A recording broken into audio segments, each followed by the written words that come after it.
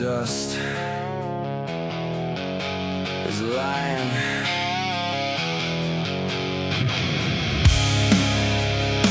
We turn the veil tonight.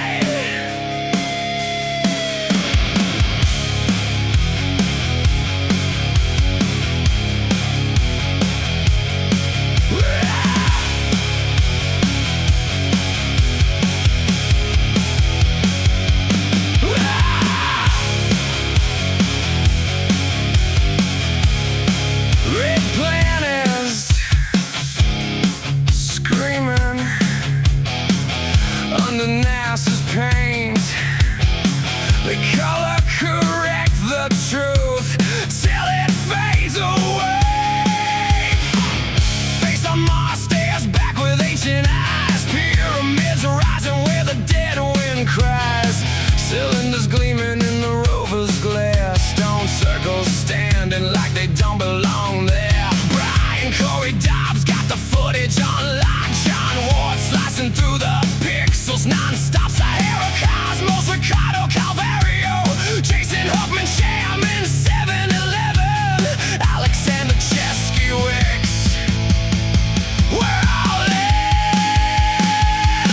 Mars Disclosure Live, ripping the lies apart tonight. Pyramids on Mars, life in the dirt, ancient cities buried. Feel the hurt. Mars Disclosure Live, truth is burning through the red sky. We expose the history, the nuked out past, potential for life. It's ours at last.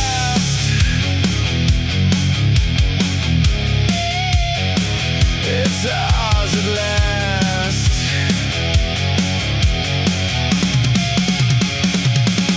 Xenon 1259 still ringing in the air. Somebody glassed the planet, left it bare. Blue planet red, got the proof on film. Independent eyes, we overwhelm.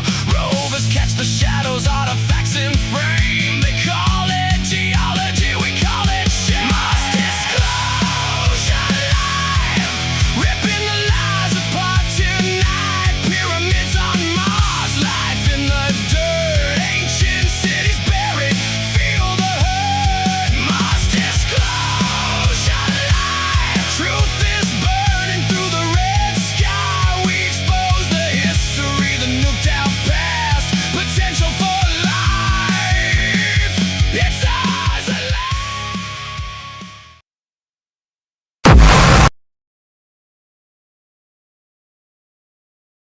Sponsored by Spores MD for your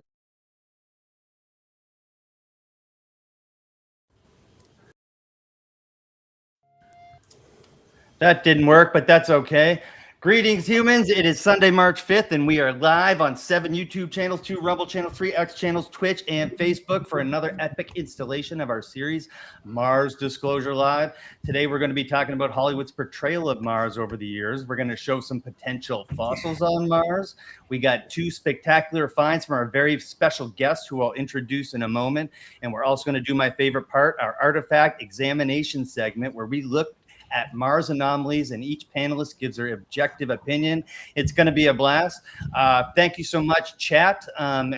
Shout out any questions you want. Let us know where you're watching from. And yeah, let me introduce the panel. Of course, I am Dave from Dave's Multiverse, your host for this wild ride into Mars mysteries and cosmic secrets. I'm all about chasing down the unknown, digging into alternative histories, and bringing together the sharpest minds to flip what we think we know about the universe. And I'm looking forward to jumping in and having some serious fun with my friends today. So without further ado, let me introduce everyone. I'm gonna introduce everyone, ask them how they're doing, and ask them what is your favorite Mars movie if you have one. And so first up, my lovely producer, Miss Indonesia Jones. Bringing the spark is Megan Gibson, aka Indonesia Jones, with her infectious enthusiasm, boundless curiosity, and sharp eye for detail. She keeps the energy high, the questions popping, and the whole show flowing like a total adventure. Megan, how's it going today? Do you have a favorite Mars movie? Thanks, Dave. That was really sweet. I gotta go Mars Attacks. There you go. That's Nice. coming up. Classic. There's lots to choose from, but that one's super fun.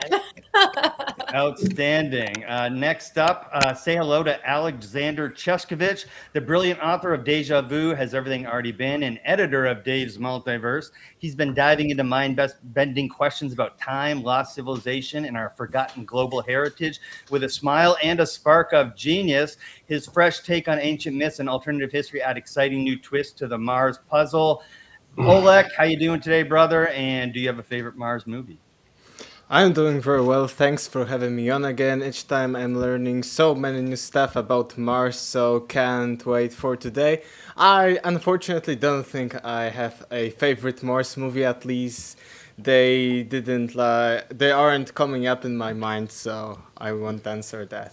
No worries. Maybe you'll have one at His- the end of my His segment. favorite song is The Martian Polka, I'm sure. There you go. Next up, the shaman himself, Jason Huffman. He's from the Shaman and Philosopher podcast. This charismatic co-host and my friend blends razor-sharp research with philosophical fireworks to connect Mars anomalies straight to humanity's bigger cosmic story. Get ready for some serious, fun mind sparks from Jason. How's it going, buddy? Do you have a favorite Mars movie? Oh, goodness. Thank you, David. Wow. King David of the multiverse just laying out words, just putting smoke on his guests right off the bat. Boom. Now I Let's see. go. Man, thank you, sir. Listen, Mars Attacks. Okay, I was at an age where Mars Attacks kind of annoyed me. Those little aliens, they were they were fucking creepy, dude. They were a little creepy at a certain age. Now, the comedy, I later found. Mars, man, why is it all the Mars movies, it seems to me, are just kind of negative, and there's a very dark element to a lot of them. So when you talk space movies, I'm going to throw out Interstellar because if somebody hasn't seen it, they should go put themselves through it and see if they come out the emotional ringer the other side, also going, you know what, that's probably kind of maybe how it is. So that's it for me on movies. Thanks for having me, dude. Looking forward to this as always. No problem. And we are going to take a look at Mars Attacks in a little bit. And Interstellar is probably my favorite movie, so I'm glad you shouted it out. Next up, get ready for the legendary John Ward, trailblazing independent Mars researcher and graphic design wizard, who's a master at spotting anomalous structures, megaliths, and mysterious artifacts hiding in NASA's own photos. His razor-sharp eye is rewriting the Red Planet story in the coolest way possible. John, welcome again to Mars Disclosure Live. Do you have a favorite Mars movie, and how the hell are you? Wow, thanks, Dave. Nice intro. Thank you, I appreciate it. Mission to Mars with the face, dude. Yeah, that's my favorite too, actually. I saw that on my first date with my first girlfriend. So there you go. Some type of disclosure there, I think. Yeah. I didn't even know there was an actual photograph picture of a face on Mars when I saw that movie. So there you go. Next up, dynamic independent researcher Ricardo Calvario from the Institute for Natural Philosophy and also the Shaman and Philosopher podcast, co-host with Jason. He is here to shake things up. He's uncovering ancient histories, wild resonances, and alternative philosophies that challenge everything we thought we knew, and he does it with unbending insights that make every Mars mystery for him feel brand new and exciting. Buddy, friend, favorite Mars movie? Hi, how are you? So fantastic. my favorite Mars movie, I would say Mission to Mars, Red Planet, and John Carter. Mission to Mars, Red Planet, and John Carter. Okay, cool.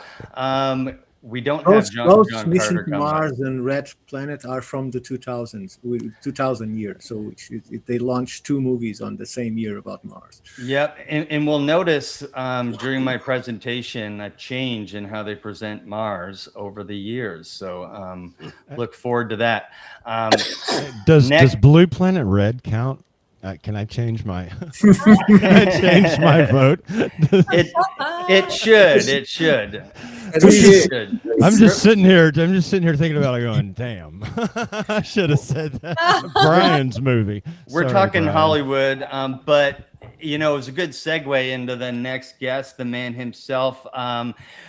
Award-winning filmmaker and fearless journalist Brian Corey Dobbs, a brilliant director behind the groundbreaking Mars Disclosure documentary. Blue Planet Red, as Jason mentioned, he's right on the front lines, dropping shocking evidence of ancient life, advanced structures, and game-changing events that could flip everything we know about Mars on its head. I'm really curious, what is your favorite Mars movie?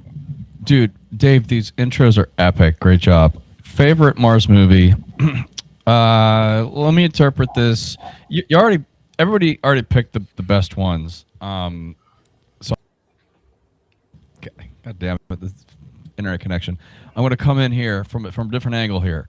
I'm going to go with Doom, 2006. Ooh, yeah, good choice. Some Video of you are game like, reference. wait, what the hell is he talking about? Yeah, it has its charm. Okay, it wasn't the best, but I'll take it. All right. Were you a Doom video game player? Oh hell yeah. Awesome. Dave, the intros are great. I just wondered, can you talk faster? No, I cannot. That's the fastest I can talk. And lastly, get ready to welcome our very special guest, Gary Legier, better known as the Mars Revealer. This eagle-eyed independent researcher is famous for spotting incredible anomalies, faces, and hidden artifacts right in NASA's Mars imagery. With two of his latest explosive finds and sharp artifact examinations, Gary is bringing some of the freshest and most exciting discoveries to the table today for his first appearance on Mars Disclosure Live. Welcome, my new friend. And do you have a favorite Mars movie? Hey, so can you hear me all right? We can, but you're echoing. Yeah, I don't know why. Now you're not. You're good. All right. Yeah, so hello, everyone. Nice to meet you all. Some of you already met. No, hello, the others I haven't yet. How you doing? But, John, you brought up the mission to Mars. There's two of them, actually. Mission to Mars with the face. But if you notice, there was, what was the big prospect in that? They were trying to solve a code. Yes. And it was that code which led them to go inside the face, therefore under the surface of what was being seen on the surface. I'll leave that at that. That's for a whole nother show and study. But the other one from the 50s, maybe some of you may not have ever heard of it. I covered it on my show before, The Martian Revelation, Rocket Ship XM. Now, that's an old time. They have a color version, but it was originally done in black and white. But they go to Mars. The first thing they're able to breathe, but they need a little help. But they're able to breathe.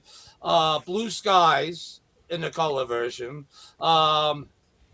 They come across a dead civilization, structures, ruins, and radioactivity. Ooh. How the hell did they know?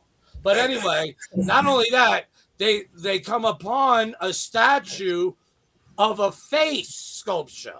Ooh. An iron face, nothing big like the structures, just like, something buried in the sand.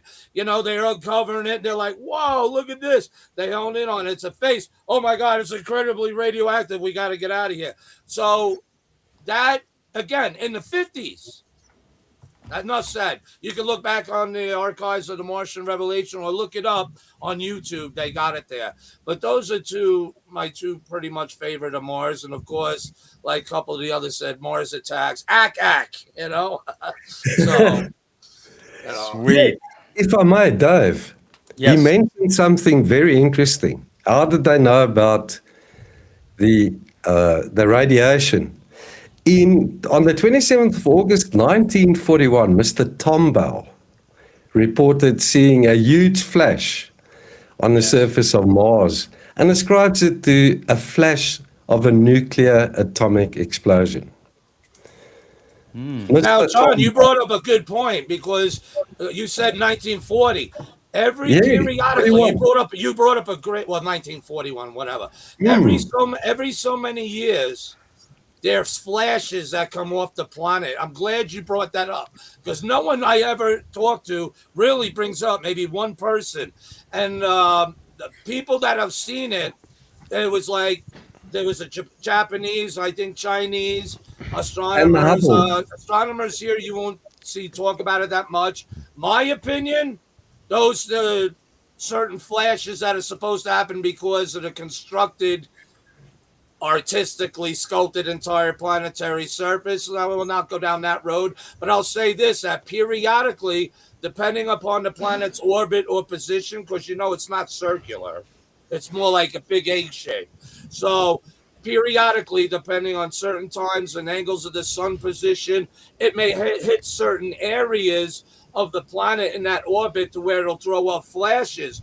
Now, my theory is could the flashes, at least from our line of sight, other line of sights, they might throw out flashes that we don't see, but maybe someone else does. Gary, Somewhere. let's save the flashes for a different show.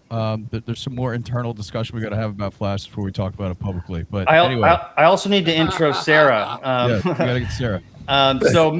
I also forgot. I'm just going through. I'm trying my best here, guys. But meet Sarah Cosmos from the Universe Unveiled podcast and the Hello, Institute Cosmos. for Natural Philosophy. She's pure cosmic energy with fearless dives into hidden truths and big picture wonders. With her vibrant vibe and sharp insight, she lights up every conversation and helps us see Mars and our place in the universe in a whole new, thrilling way. Sorry I missed you there, Sarah, but thank you for joining the show. Favorite Mars movie? Oh, good. I knew you'd get to me. Mission to Mars, and I'm not just copying John Ward. Actually, we discussed this very topic in our episode with Brian Corey Dobbs about the Mars movie. So definitely Mission to Mars. Love it. Awesome. So the chat is popping off right now. Megan's dress up game is on point as usual. There's a couple that were mentioned in the chat that we're going to talk about today. The Angry Red Planet in 1959 was wickedly awesome. We're going to check out a trailer to that, so hang tight for that. Also, R.K. Miller said Robinson Crusoe on Mars. Has anyone seen that one? Yeah. Well, we're gonna check out. And we have Total related to Recall that. too. We're getting to Total Recall as well. So I'm about to take you guys on a journey through Mars in Hollywood over the years. Okay, but first I must say this is a fair use disclaimer. We're going to try to do this without getting copyrighted. This presentation uses short movie clips under fair use for commentary, criticism, and education, and transformative analysis regarding Hollywood's portrayal of Mars and its connection to Mars disclosure topics. So please don't copyright me. Hey, Dave, real quick, we might have Yes. a better chance of getting through this copyright issue if you just leave off the sound. I don't know if that kills the game though. Well, I'm going to try to do like 5 to 15-second clips, and I'm thinking that'll work. Yeah, 12 to 15 seconds, you got away with it. Yeah, and also I'm going to be like overlaying some stuff over the clips and stuff. But the stuff before like the 1970s, we don't have to worry about. All right. Are they YouTube videos, Dave? Like you got the Yes. stuff off you? Okay, I have not run into any issues sharing YouTube videos, no matter what they were. I've shared music videos because I wanted music, as long as I had the artist video up front and I was literally sitting there going, "Hey, check out this video." You know what I mean? I haven't, just saying personally. Well, that's all. Hollywood, 20th Century Fox, all they're all over this shit. So They need we're- money. Let me just add this. I tried including just a 10-second clip from my own film in one of my YouTube videos, and I got hit with a copyright strike. I get Really? copyrighted by Yeah, myself facts. all the time. So Wow. but I fair use YouTube. This is a fair use thing. Okay. So first up, the oldest one I could find. Sorry. What about if you play it at 1.5 times the speed? Will that work?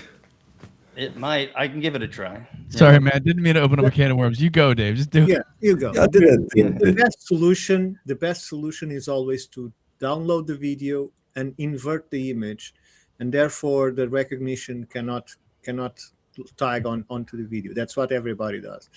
You just Well- invert the video, not backwards. We're not due. It's Right too to late. left. It's too late for that. I know. No, AI is definitely not going to trigger on this now, Dave. So maybe I'll do it with no sound with the ones after 1970. But I really don't think it's a big deal because it's not the end of the world. We're just having fun here. So let's take a fun journey through Mars history from the lens of Hollywood, from the early days of pure imagination and paranoia to the modern era of big budget sci-fi. Here's how pop culture has depicted the red planet over the decades. The first one we're going to do is Invaders from Mars, 1953. A young boy witnesses a flying saucer land in a sandpit and watches Martian invaders mind control his parents and the whole town in a classic 1950s Red Scare paranoia. So let's check out the trailer for that. This one, it won't get us. Any problem, we just blame it on Oleg. There you go. Is it Sharon? Should be Sharon. Why We Sharon? don't have copyright, here in Poland. There we go. Lucky. All right, let's go. 2 minutes.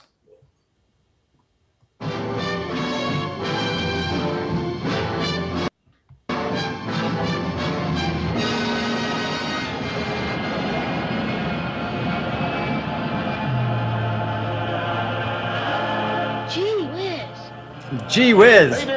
Feel free to talk during this because that helps the disclaimers. Innocent people only to destroy.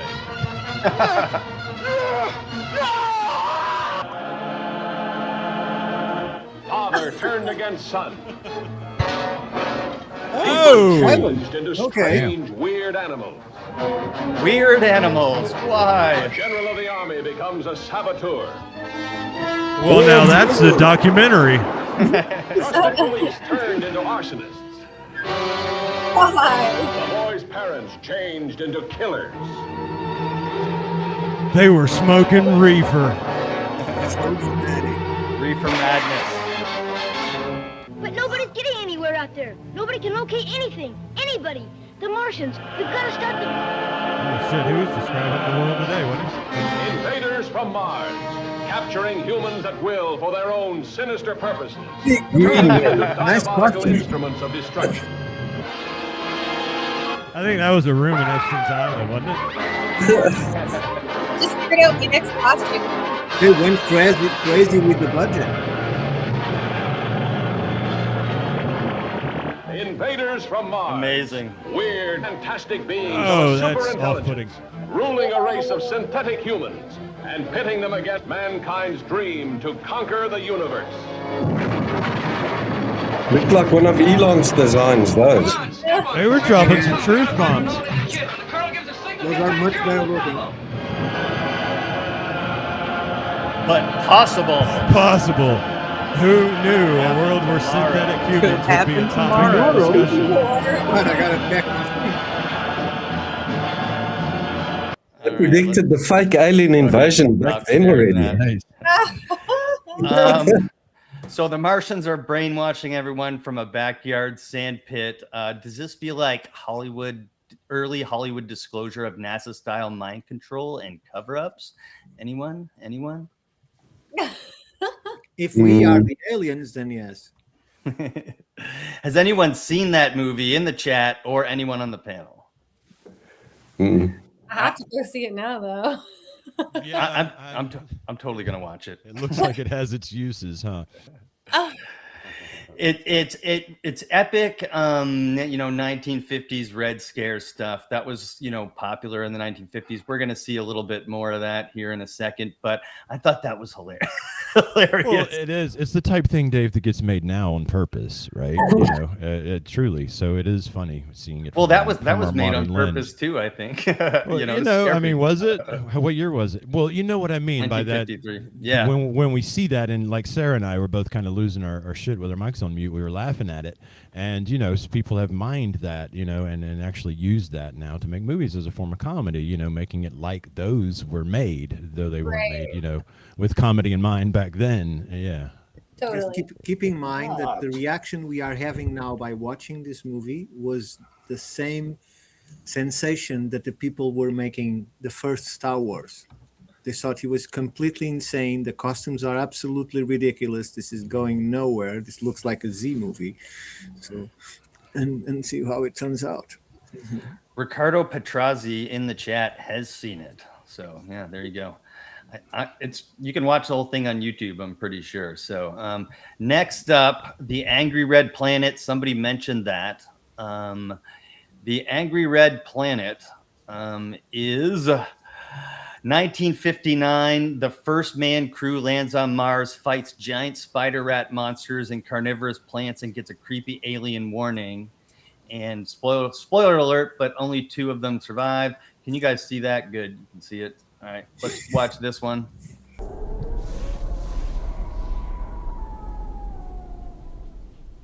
Is there life on Mars? For centuries we have wondered. Now, for the first time, through the new photographic miracle of Cinemagic, you will see the wonders of this strange and terrifying world when you see the Angry Red Planet. Join this daring crew. They are using the power images from Mars. To attempt to land on Mars. Shut up, Ricardo. I want to watch this one. 7, 6, 5. They set the mood, don't they? They suck you right in, man. 2, 1, fire. Thunderbirds are go. Astronauts Gerald Moore, Nora Look at Hayden, Gerald's teeth. Les Tremaine, Jack Kruschen. Do we know what it's angry about? Space to the unknown. That's such token character casting. Good question. Oh, That she cut all that red hair off. That scream was amazing. Man comes alive in Cinemagic. You'll see buildings miles high in The Martian Chronicles. Journey to the center of sudden terror in Cinemagic. Be trapped so by the cool, tentacles of actually. man-devouring plants. in Cinemagic. Mandalorian. What was that Mandalorian doing to her? That spider's actually pretty sweet. it looks like a bat. Your eyes will see the Yeah, wonders of a the world walking bat. no I eyes question the direction that the director gave her right before filming that scene. I don't think it was terror that he told her to emit. The Angry Red Planet. So, question for the panel: has anyone ever seen that before? Nope. You know, it's interesting to me that they didn't know much about the surface of the planet yet. So most of this is pure imagination. I think it's great imagination. What do you guys think? Well, that's what I was always saying. The image they use for Mars, it's from Powell books. The first guy to draw Mars, and with the Canale. Yeah, Yeah, the we call it Canale. they used one of his images for that. Mm. I love Who? it. Dave. Percival Lowell? You said Percival Lowell? It reminds me of Yeah, the creative. I said Powell, but maybe it's that. There was Yeah, it's also Lowell. No, a World okay, of the thank you. Worlds. But it wasn't an Italian. Go ahead, Jean. I think it was an Italian. That's Schiaparelli, maybe so many years before Lowell. But he wasn't seeing it as detailed, for lack of a better term, until Lowell's telescope. He was able to get close. They kept the name Canale, termed in English canals, but pretty good. You should also see Red Planet Mars, 1952. That's all I'll say. Oh, I don't got that one queued up, but Wow. maybe Red for Planet. maybe for Also. next show. I accidentally got rid of the Robinson Crusoe one. That's fine. This one's called Capricorn 1. In 1977. Has anyone seen this one? Only on documentaries they mentioned that. Like the moon fake, the Mars fake. Yep, NASA fakes the entire first Mars landing in a studio because the real mission is too dangerous, then has to cover it up. Moon landings. Oh, yeah. Let's go ahead and share that one.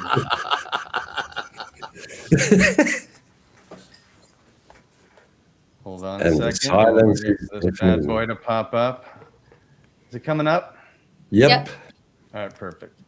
Just a little lag. I'm not going to play this whole one. It's 3 minutes and 27 seconds. Take the red overlay. It started there already. The red overlay.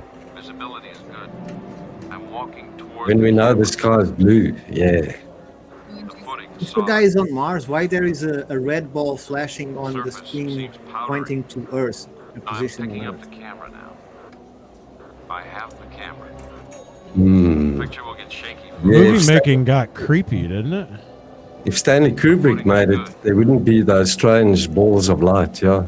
Houston, I am You'd see them reflecting from above, from the studio lights. Rocks seem very porous. And it would actually be good. Look at them walking slow motion. Ready, slow mo. Oh, apparently O.J. Simpson is in this. Yeah. Ooh. Yeah, he's got that glove. Houston, I'm on the surface. The suspense, We are though. going to set the flag on the surface. On TV. We do not claim this planet. This is in the name of foreshadowing America. at its best, in my We claim it in the opinion. name of all the Yeah. people of the planet. Again, look how Hope that slow our mo. visit will increase the If you were really on understanding Mars, of the human you'd be a race. lot faster. You ever see John Carter? John Carter. From the president. Houston, I am starting the tape. To the men of Capricorn 1, I bring you greetings from your fellow Americans and all of the citizens of the world. You are so far away. It takes light more than 20 minutes to reach you from here. Get the fuck One out of could say here. not only Get light, the fuck out of here. one could say time. You are in another time from Is the guy us. on the right sleeping? The future. We will never be the same. For this moment, more than any moment in our history, Very depressed. has made all of the people in the world I realize will. that we are part of a planet, that is part of a system, that is part of a universe. We are a small, energetic species, capable of Ready pettiness, to go have the yet flag should be capable frozen. of brilliance. We know how bad we can be. The stiffest flag you ever saw. Are you serious? Capricorn Check out 1 the shadow in the background. have shown You us can how see the powerful lander. we can be. The Oh, same Moonlander, cardboard and aluminum There's foil.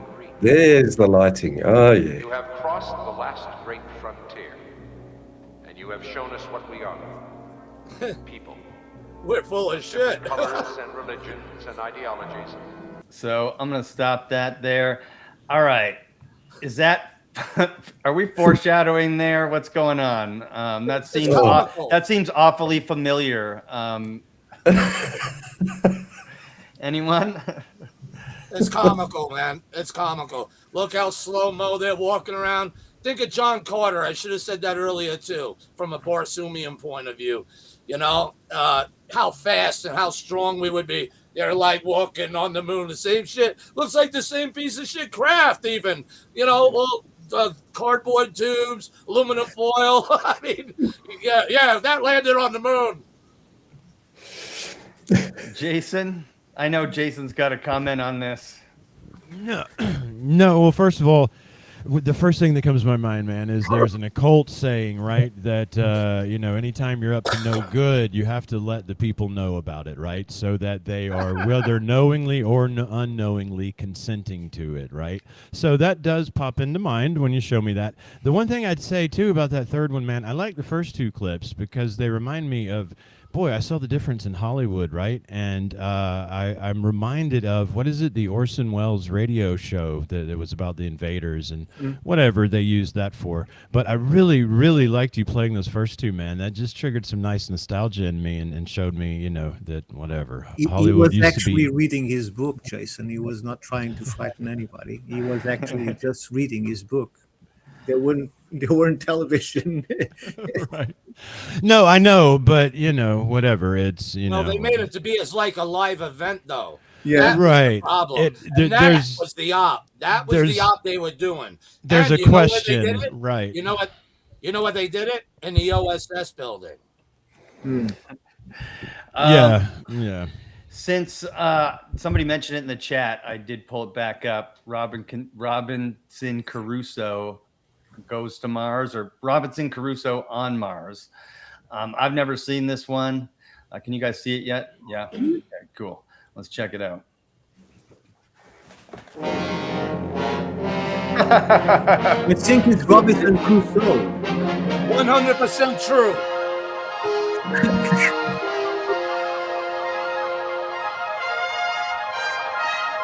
It's not Caruso, it's Crusoe.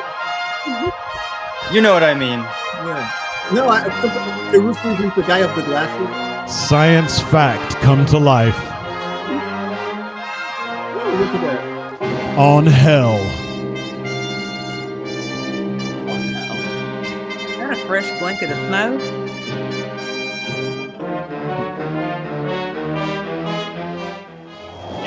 Experience was all that, the Moon of the heart-pounding Monkey? suspense of this first two-man space probe, traveling more than 71 million astro miles toward Mars. Is that Adam West? Okay, this I like. Here are all Oh, the unexpected my. terrors of outer space. Unidentified flying mass. Dead ahead. Collision course. Fire main retros. Firing That's main Batman. It's Adam West. Mars gravity's taking over, pulling us It down. sure is. Look at him. Prepare to eject. Emergency procedure. See? Blast off when you're ready. Young kid.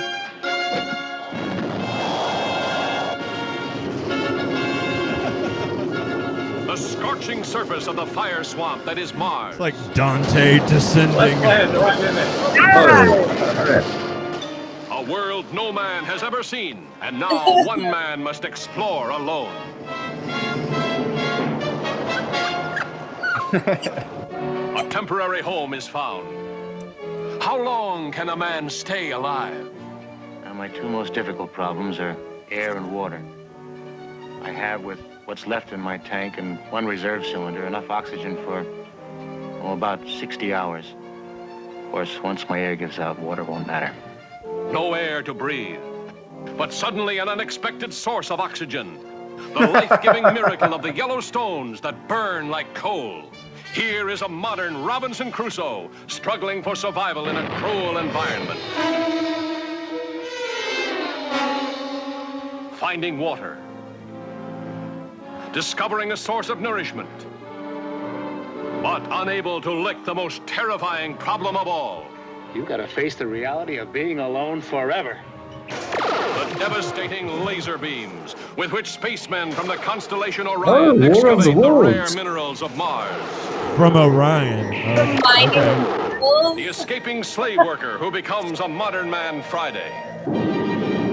Anunnaki legend. The storm of burning ashes whose fury descends on Mars. Catastrophe The polar legend. ice cap and How the many wild movies is surface this storms movie? that cover the planet with freezing cold. Who's that guy? Sage. The holocaust of searing hell when Mars and a flaming asteroid collide and turn the ice cap into molten lava.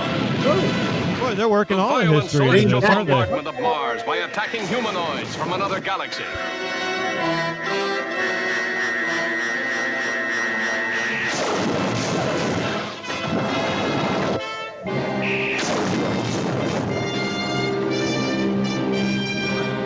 All right. That actually seems like a pretty dope movie. I'd watch Yeah. that. I'll Anyone watch it. else? Yeah, I'll watch it. Is that all you guys got out of that? I mean, I'm just thinking about the scientific No. accuracy of it. Yeah, What- Brian? Look like the beginning of the film Definitely said. watch it, but Gary, Like the they big- certainly put a lot of history in there. Just to echo you and springboard you there, they put a lot of history in there. It seemed, especially there at the end, they were cramming in catastrophe and just sort of a lot of human history into a bit. Go ahead. Well, Dave. at the beginning, it said based on science facts. What science facts? They go there. Air could be, oxygen could be got out of the rocks. I had Brandenburg on the Martian Revelation. He played this movie. He talked about the science. A civilization that was on Mars, human slaves. What are they trying to tell us? It's very interesting, you know what I'm saying? And we're not alone. So what are the, based on science facts? I don't know. I find that incredible. Let me just say that in 2024 they released a paper showing that the mineralogy that exists in the abyss between certain island, so between Cuba and Mexico, if I'm not mistaken. They dropped the sound because, and they were doing different experiments, but the sonar, the sensor started to detect increasing levels of oxygen in an anaerobic or whatever it is called, sorry for my English, area of the ocean. And so they investigated and they realized that there are some stones, type of minerals, of stones at the bottom of the abyss that have cobalt, and they call it polymetallic stones. And these stones are somehow interacting with one another and creating electrolysis at the bottom of the ocean and producing oxygen. And that's why there's species living at those depths that need the oxygen. They are taking the oxygen from what is produced from the stone. So stones can produce oxygen, but Yeah. Even there's like extremophiles that live like underneath the polar ice caps and stuff like that. oh, and sulfuric acid and yeah, and they create their own oxygen and they create their own energy and all kinds of stuff in ways that I don't think we totally understand. So And on the outside of the space station. Yep. Well, we know that Mars' surface, as it is today, it's producing what? And it's not just in the atmosphere, it's coming from the soil, from the surface. Methane and Yes. also spikes of oxygen. Yeah. So where's that coming from? Obviously, it must come from some type of life going on in the surface, right? Being released. And, well, where's it all going? That's not what they really care about. They're looking down and seeing the things of which is really why many of us are so compelled and overwhelmed and also obsessed with what's seen on Mars. That's what they're looking at. They don't give a crap. Where's the water? What happened to the atmosphere? They know these things. They're looking down on the big terrible secret, how we show everybody this. There you go. Somebody mentioned this one. It was I loved this movie when I was a kid. I was a big Arnold Schwarzenegger fan. We've got Total Recall. Arnold Schwarzenegger gets memories implanted, ends up on a gritty, mutant-filled Mars with over-the-top action. Anyone else like this movie? Oh, yeah, the huge pyramids. Gary, the huge very pyramids. entertaining when it came out. Dude, let me just say, if you rewatch it now, in light of all that we've been discussing, it's uncanny about how much they got right. Yep. I need to go back and watch it then. That's supposed to be the DNA DNM pyramid, by the way, back there. It's less science fiction and actually more rooted in the data that we've collected about this planet over the past 50 years. I don't know if they knew that at the time, but going back, you can see a whole lot. You can appreciate it in a whole much deeper these days. What about the three-boobed lady? Was that Yes, was that accurate? Scientific accuracy, no matter where it comes from, Dave. You're about the same age I was when this came out, weren't you, Dave? Yes. Yep. Okay, so I'm gonna leave the sound on. I'm gonna turn. I'm sure P.T. Bond had a few ladies with 3 breasts. Remember, there's 3 pyramids in Giza. Oh, it's a sacred number. 3 is a sacred number. True. That's true. Everyone talk a lot during this, okay? Let's go. This is Arnold Schwarzenegger, Quaid, arriving on Oh, you're Mars. putting the new version. Oh, let's go. Oh, no, it's the original. It's the original. You mean the pyramid mine? Pyramid mine. I used to work there till they found that alien shit inside. Fucking everyone talk. Say Yeah. stuff. Look at that jawline. Oh, it's terrible, isn't it? Pyramid mine. Did that lady have 3 breasts because there's 3 pyramids in Egypt? A bet. pyramid Dude. mine. Do her alien technology. nipples shoot out light? Yeah, and the way they depict how to survive there is pretty much on. I mean, breasts are an energy-producing machine when you think about it. You know, not only do they feed babies, but you know, think of what they do to your average male. That's I think you're onto something there, Jean. The 3 pyramid, 3 breast theory. It might pan out here, man. Absolutely, dude, absolutely. And if you look, they're aligned in the shape of Orion's belt as well. See? Look how But they it- use the canyons. It won't be in this version, though. Got the red skies going again. And There's PG definitely- rated. There's definitely no dead people buried in there. So Probably a few obelisks to be found. I'm gonna stop sharing there, Brian. You it's definitely too red, but you said they got a bunch of stuff right. What did they get right in that movie when you Well, watched it second time around? I just once they start like the whole premise of the film is that he's going there and he's trying to right all of the injustice there, and in the process of doing so uncovers all of this ancient alien technology that is buried within these pyramids. Right. And if we are to introduce what remote viewers have seen about Mars and the metaphysical analysis by channelers that I'm in touch with, it's not that far from the truth if you allow that into your narrative. Now, if you're just talking about nuts and bolts, I think at the very minimum, at the very least, we've identified these structures as being pyramids on Mars. Them addressing this in this film, it might seem like science fiction, and maybe I don't know how much people probably only understood it as science fiction when the film came out in the late 80s, I think it was. But now we've got the benefit of these Mars guys, Gary and John, actually looking at the data and the photographic evidence, and it is confirming this. So I rewatched it last year, and I had a much more religious experience with the film. I know it's popcorn and it's great, and Arnold and Three Boobs and everything like that. That's fantastic. But this whole thing really resonates with me spiritually, man. It's just because we're talking about a lost civilization on another planet, what happened to them. So anyway, I can appreciate it on that deeper level. That's all I'm saying.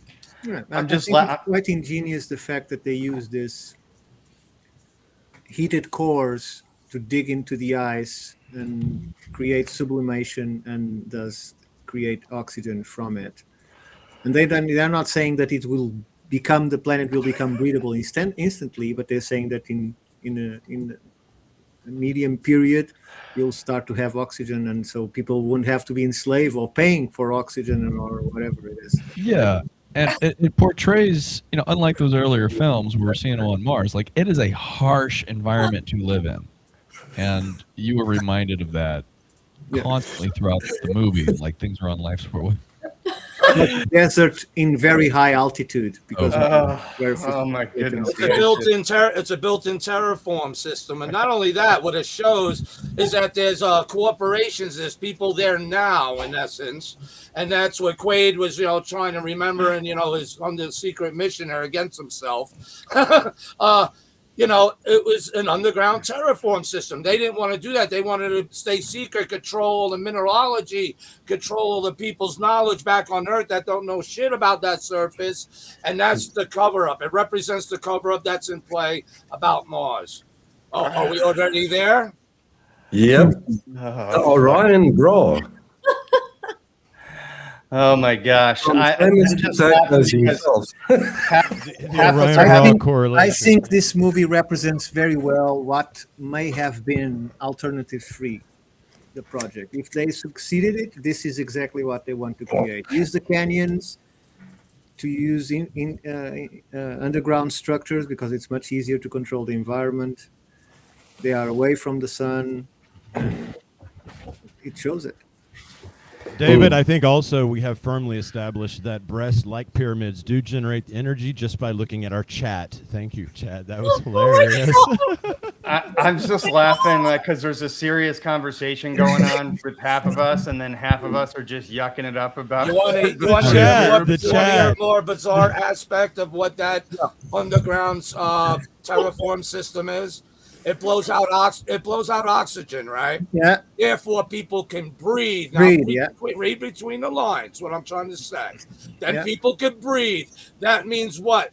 Oh, they'll be able to talk about what's being covered up, and that's the whole thing that's trying to be prevented. The whole movie, people from talking about it and mess people up. And if they have people up there, they're human slaves or whatnot.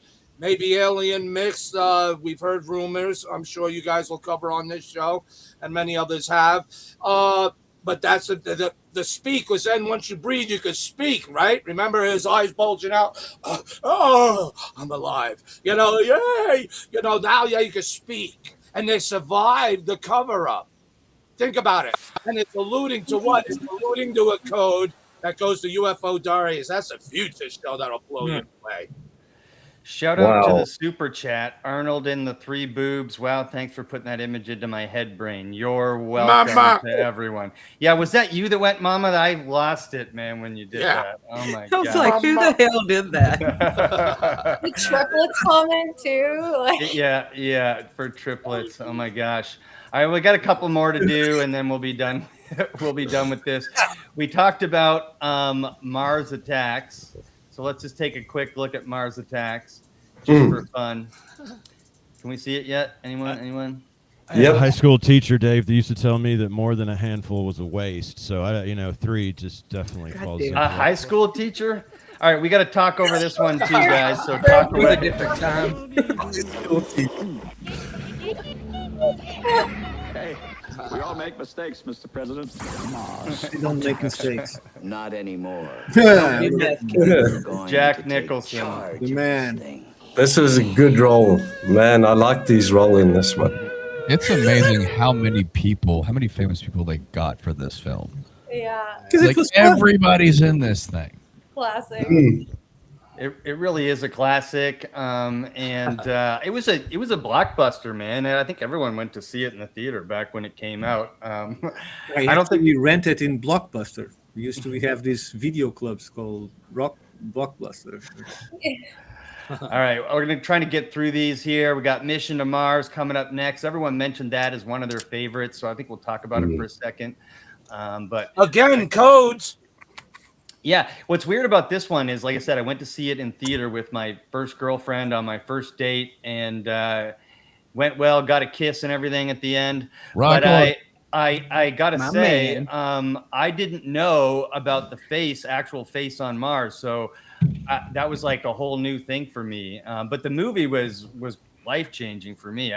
It totally blew my mind. I've seen it probably 20 times. I thought you were going to say that you didn't know about the kiss, but it was.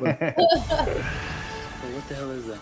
So, great cast in this movie, by the way. Absolutely outstanding cast with Don Cheadle. What's his name from Shawshank Redemption? Yeah, crap. Tim Robbins. Gary Sinise, Tim Robbins. Absolutely outstanding. And great Vangelis music. Oh yeah, there we go. Tim Robbins. No, Andy Dufresne. Andy Dufresne, there you go. Our better special effects coming into play. Brian, I think we should plan a Mars movie. Marathon? What do you think? Yeah. A disclosure movie. Megan will treat the wardrobe. Steven Spielberg's Disclosure movie's coming out soon in June. Eh? That's going to be a blockbuster. That'll be great. Yeah, Brian, let's make a movie, man. So there's a scene in this movie where Tim Robbins and his wife are like trying to fix something on the outside of the craft right before they get to Mars. It's one of the most intense scenes in cinematic history because they're husband and wife, and like she has to like let him go, and he has to let her go in that series. And that scene is absolutely heartbreaking. But the movie is pretty intense from start to finish. Sarah, were you one of the ones who said it was your favorite Mars movie? Yeah, that's my favorite Mars movie, hands down. Why? It's the other scene. It's the one after they start the countdown, and someone said special effects were great. This was cutting edge at the time. I mean, it was like you were there for the first time. I also saw it in theaters. So, when they finally get down to, the main point of the movie, and they're doing the countdown, and this extraterrestrial whatever comes out and shows the story, like the simulation that it did with the story was just like it cut me to my core, and I don't know why. And it's something that's always just stuck to me. That is my absolute favorite part of that movie, is when the alien shows up and runs the simulation for what happened to their planet. Like, it's just so powerful. And then sends the DNA to Earth. Yes. Yeah. It's very emotional. But at least we now know that they got it completely wrong. There's no planets orbiting nothing, as in that. All right, Mr. Calviero. That'll be enough of that. Just absolutely blockbuster performances from Don Cheadle, Gary Sinise, Tim Robbins. Gary Sinise decides to go with the ship at the end and does not return because I think his wife passed away or something. She was the one who was supposed to be the original commander of the mission. So it's just full of human, emotion, man. It's just an He won powerful movie. he won the prize for solving the code, and the prize was to take humanity out to the stars. Yeah. Well, and Ricardo mentioned this. These two came out in the exact same year, which was very interesting. Two blockbuster movies with outstanding cast. This one had starring Val Kilmer, The Red Planet. And this one's a little darker and a little more sci-fi. They had a crazy robot dog thing in it as well. We're just gonna play a quick segment of this.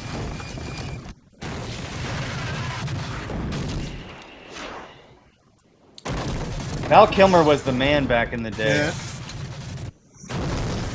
Yeah, this is one of the very few Kilmer movies I haven't seen. I highly recommend it. It's a very good movie. What was he in charge of sanitation? Sanitation engineer. I'm trying to remember. Let me find the. It reminds me of Space Quest, those movies that you used to get in the 80s and 90s, where the guy's on this spaceship that looks like a giant vacuum cleaner and he cleans sewage systems. He's a janitor, space janitor. I haven't seen that, but this they're trying to terraform Mars, and the robot goes rogue on them and starts killing them all. So, very good movie. Olek, you haven't seen any of these, I don't think. Are you noticing a trend, a change from the 50s to the 90s as these movies advance? I haven't watched most of them. I watched these crazy alien ones, and I remember when I was a kid, I also was scared of them, so don't remember it very well because I was too scared at the time. I see a huge difference from like the 50s, 60s movies and then 70s. A huge shift and a huge change in how they portray everything and realism of everything. But also, you see these two movies, these last two were aired in the same year, and I see still a difference between them. Like the second one looked cheaper for me, but I don't know about the rest of everything. And yeah, I think that there is some hidden knowledge of Mars that maybe was delayed to the public, like maybe some. And it's also in that movie that the guy takes his visor off and he can breathe. There's oxygen, yeah. That's right. I forgot about that. There's another movie, Stranded.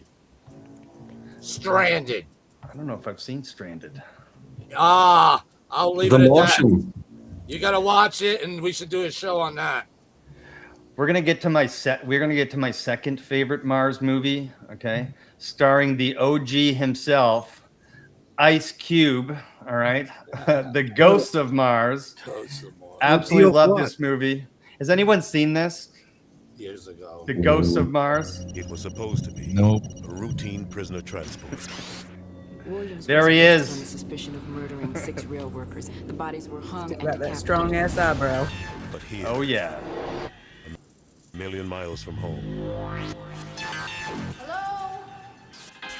Anybody home? Jason Statham. Oh yeah. I ain't going back. they're about to discover nothing is what it seems. Who's the chick? Is that We've got a situation here. Everybody in the mine's gone is that Charlize Theron. What the hell is going on out I don't know her name. No. She was super famous though. It takes us. I'm talking about a kind of possession. Natasha Kinski? Something's kicking up. Maybe. We need us. He was a chick in Species. None of us is gonna survive if we don't stick together. Oh yeah. Come on. Time to stay alive. Time to stay alive. So, in that movie, Ice Cube he's a prisoner, but he ends up joining the police to fight ancient ghosts possessing the miners. So, ancient ghosts on Mars possessed all the miners and started going rogue and killing everyone and turning Demons. into so realistic? I don't know, but full of action and Ice Cube one-liners. Oh yeah. Oh yeah. I honestly think you guys should watch it. It's worth a watch. And then the last one I'm going to show, and then I promise we're done, is what a lot of people say is the most accurate Mars movie scientifically ever, and it might be the most recent blockbuster.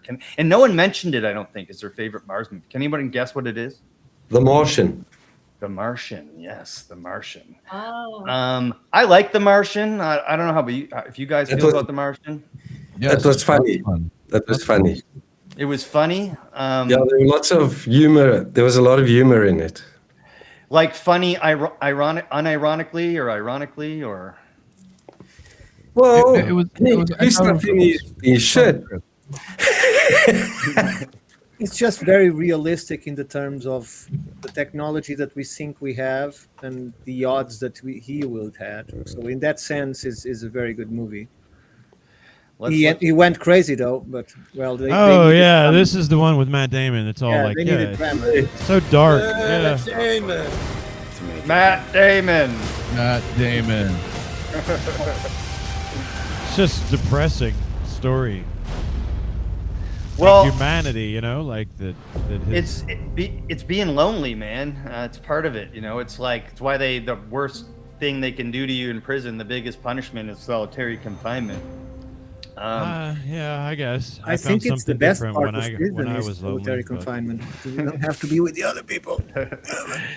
Well, most people go crazy because of that. Brian, what do you think of The Martian, man?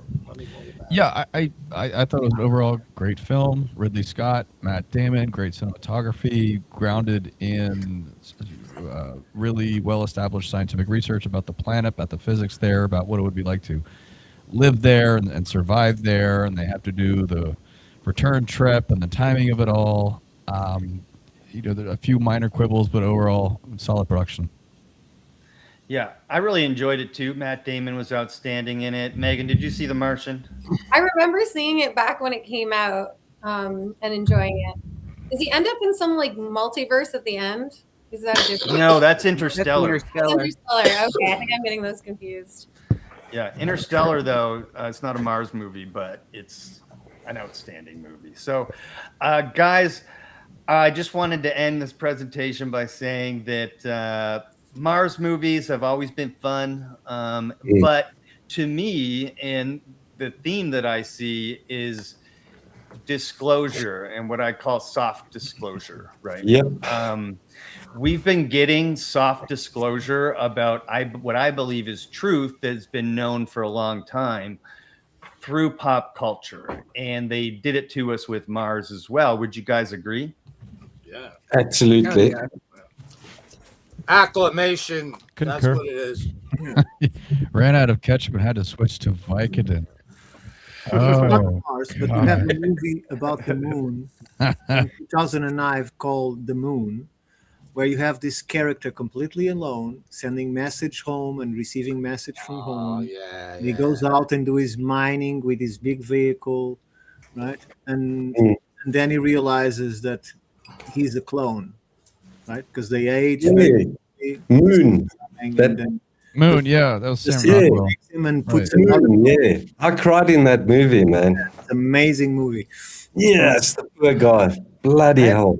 I haven't seen that movie. People Who's in didn't that? watch it because it was on the sidelines, but it's a very interesting movie. I think it came out in 2009, Dave. Yeah, 2009. Yeah. Who's in it? Sam Anybody Rockwell. famous? He looks like Tom Cruise.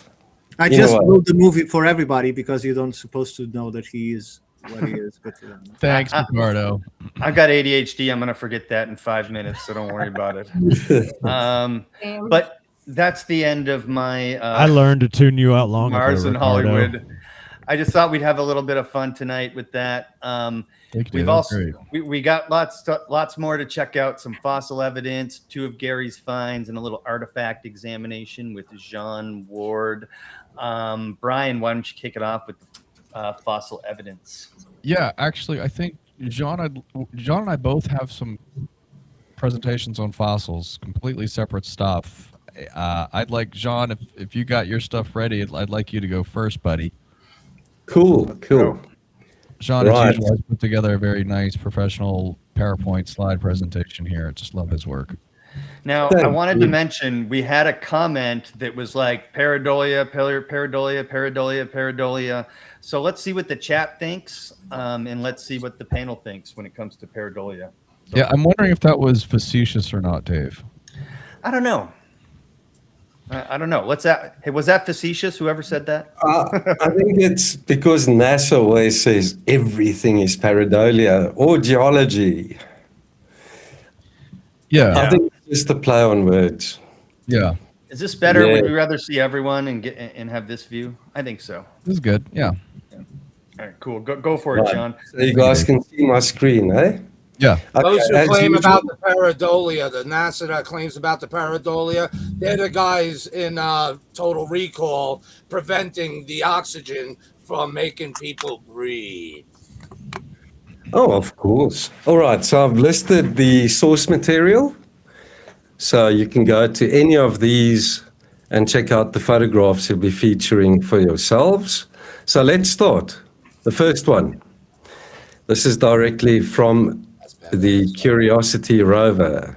What does that look like to everybody? Coral. Coral, same. Now, I concur. Underwater plant, coral. Yeah. this, I think, John, correct me if I'm wrong, but this is Paul. I think it's taken directly into the rover. I don't know if Gary or John, you remember this, but from what I remember, this was it's just a little thing like this, taken right underneath the rover. But yeah, it's small. It will fit in your hand for sure. Yeah. Do you recall what NASA said about this? They reckon it might be electrical discharge, something like lightning that hit the ground, and it made this strange glass feature, and it's uncovered here. They reckon it might be electrical discharge that made something. Like this. So it's fused sand from the discharge, is what they're saying, and then the sand was blown, and this structure was revealed under the sand. Yeah. I thought they said it was sort of sedimentary layers that have piled up where river used to go. But Yes. regardless, it looks like coral. Yeah. It's not the only one that they found. It's just one example, one of the more popular examples. And there it is. Right. I'm comparing it to finger coral. This whole area around Gale Crater, around Mount Sharp, I speculate there was lots of water there because of those boxed-in areas that I've shown you in previous videos, those huge boxed-in areas. They could have been something like fish farms or salt mining, that type of paddies, you know what I mean? Yeah. Mm-hmm. And this just speaks to it, that there was water once. That'd be a in that tiny area. mud plant. It could be a fulgurite. I think that's what NASA is saying, electrical, like lightning strike I've sand, seen right? similar ones on Earth, but they don't quite look like this. They don't look like this, no. In essence, what it is something that should be looked closer. That's what it is. Whatever it is. The closest I can get to, guys, this is the closest. Check it out, man. Yeah, exactly, Ricardo. Oleg, what does that John, look like to you? can I you- want to know what Oleg thinks that looks like. Yeah, I'd like to see the zoom out. Go ahead, Oleg. I just wanted to see the zoom out. Thank you. Yeah, actually, I thought because here in Poland we have like a local lore that we have this discharge minerals, but actually they turned out not to be discharge minerals. So we think very similar things we can find almost everywhere here in Poland, and you know, people tell kids that, oh, these are from the discharges because they look like this thing you can show us, but they are a little bit transparent to them.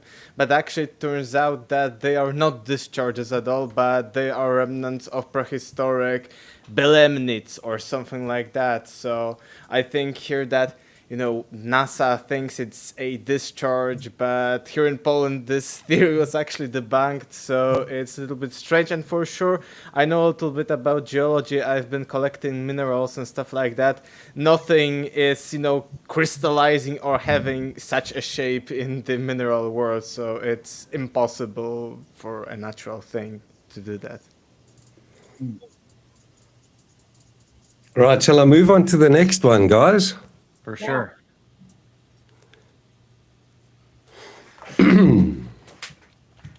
Shall I zoom in?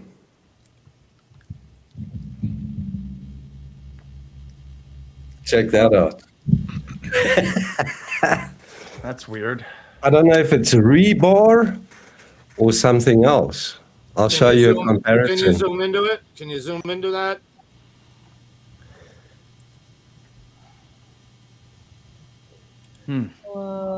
It's just strange. It is You strange. don't want to fall on it, that's for sure. Yeah. Did you capture the It's kids got that were that playing with the drill rock? look. Check there. Cypress trees, right? They grow in swamps and they make roots that stick up out of the water. Yeah, we call them knees, the cypress knees. So again, potential traces that this area of Mars was covered in water. Doesn't this look like it has a spiral? Yeah, it Yeah, does. it looks Me like does. it looks like a screw almost. That's why I said you don't want to fall on it Yeah. Yeah, I also see a screw in it. Right. or sit on it. Some people might. If you see the roots, So- right? They've So also that got would be 3 screws then, potentially fastening whatever this thing is onto something, and then Well, that then- stuff. then The top of it, Schwarzenegger's how it looks really flat, like there's a separate piece as well. Oh yeah, good eye, Jason. Right. That does sort of stand out. Yeah. I remember Schwarzenegger said in that movie, "Screw you." And especially everything, around it is so weathered, so smooth, and here you have like 2 pieces sticking out of it. Yeah, that's very strange. See, here, what I find extremely interesting is that, look, we've all been on this planet long enough to know that looks strange, and that natural geology here on Earth has not yet reproduced anything that we have seen that looks anything like that. No. So if it's not a rock that NASA can say, hey, we found this strange rock, but here's a terrestrial comparison. I just think NASA should be in a position where they would put this out in front of the public saying, look, we don't know what this is. Help us figure out what this is. Because if it's not a rock, then we have to seriously consider the alternative and that it's an artificial creation. They won't But- do that though. That's their mission. Their I mission know. is not to do that. Literally. Right. That's why we're doing it. Did you see that article from the Black Vault talking about NASA's looking at how to prepare people for disclosure? Did you look at that link that Michael sent us, Brian? Yeah, I had a quick look at it. Yeah, NASA's preparing us for disclosure. They're going totally against the Brookings report. If you look bullet point for bullet point. We'll They- see. Well, that's flipping. President They're Trump's flipping. initiative. It's based on his order of declassifying these things. And again, like Dr. Brandenburg said, our friend there, everyone, Mars should come to us and makes more sense coming forth with the dead civilization on Mars to help acclimate and ease the way to, oh, look, never mind UFOs, they're already here. Yeah. Dave, Those can two I just items- can I just point out to the audience? Go ahead, John. But can I just point out to the audience something I've been Sure. making notes on for every picture that you've showed us so far, and every picture that you showed me, John, there is sort of a main anomaly, right? Like the fossils. Well, when I looked at the fossils, I also saw what could have easily, if I were on Earth, right, in my own backyard, could decipher as clam-like or oyster-like fossils. Now, in the second one, you showed me 2 screws, which I obviously then, though, after that wow factor, I saw that flat piece on back, which is very strange too. And so, Yes. to me, for the audience, just please remember as we continue here, it's the amount of anomalies and how even each anomaly has several within it. That's what gets me, guys. True story. Yeah, there's the block behind it. It's hard to see if it's coming from out of the rock or between that so-called rock and that flat slab behind it. But, of course, they won't drive a few feet up near the thing for us. No, Freestanding ore vein, somebody said. this is the best photograph we got. You go back to it real quick, Sean. It's not just going up and at any random angle. These things are going straight up, which to me indicates an element of growth, just intuitively. I could be completely wrong, but it's just the variety of different anomalies that we see in these pictures that NASA takes that you cannot, it is unreasonable. I think it is so entirely lazy just to apply this pareidolia term to everything. Oh, we're just seeing things. Clearly we're not. Those things look more machined than natural, though. They look like a metallic, drill-like. Maybe that's machined. Yeah, it looks machined. I don't know. Yeah, I mean, I'm inclined to agree with Chat and Gary here that if this stone were, you see how it's fallen from all the rest, and if this were a structure, and if these people were constructing and they had metal, perhaps this just fell out and it landed, and that's why these things, just like if I screwed a piece of wood into a wall and it fell out, I'd see these things sticking straight up, right? That reminds me of rebar. A couple people in the chat said rebar too. I don't know. This one's weird. Made machine. I don't have a whole lot to say about this one except that it's weird. It's interesting. Yeah. Okay, these two items in the background are sticking up. I've looked at another photograph that shows the shadow that's being cast off both of these items. There you can see, the sun was shining directly from above. So you can't really see. I'm getting like tree roots. Yeah, same. Driftwood. None of you get the impression that we're looking at like rusted metal? It kind of has that metallic, old rusted, ancient, Next to it. rusted look Yes. to it. People in the chat are saying that. Corrosion. I could see corrosion. In that case, it could be just a tube that would go through the whatever it is gone. This white material looks as if it's like sheet metal that's rusted away. But these things look different when you zoom in on them. They look more like, I don't know, branches or something. Yeah. Somebody said boards will split like this, and yeah, they will. An overturned tree. I mean, that's what that does look like, Sean. I agree with you on that one. Roots, yeah. That's very different to the material next to it. The material next to it is thin, like sheet metal, and parts of it eroded or rusted away. But these things are like, there's structure to them. They're thick. They've got thickness to them. Whereas the material next to it is thin. Looks like rusted iron to me, man. Right. There's different textures, different shapes here at play, and it's just so odd and anomalous. And by the way, I want to again highlight the work here that John is doing, clearing up, removing that grid-like Bayer filter from these raw images, clearing it up, and giving us a higher quality image to examine. This is exactly what NASA should be doing, but they leave it to the independent researcher community. And I guess fortunately for all of us, we get to make a live stream out of it and talk about it and throw it around the room and discuss it. We don't know what the hell this stuff is. That's what we're just trying to, take a magnifying glass here and figure out what the hell it is. Yes. Jason made a really good point that each one of these has each anomaly has anomalies within it. Pareidolia fulgurates. Pareidolia fulgurates. Pareidolia. All in your mind. We're the ones with the problem. We think we see a branch, man. We think we see a rusted piece of metal. Oh, it's pareidolia. God forbid. They can't destroy every crinoid now. Some of this stuff probably is pareidolia, but the fact that there's so much anomalies that they can't all be pareidolia. You know what I mean? Yeah. What's this one? Okay. Yeah, this one, it may not look like much at first. Kind of looks like a bone. Yep. That's the first impression I got. Okay, we're going Like on of a spine or intuition something. here. I'm not right. saying it is. I mean, Of just that course. looks like, right.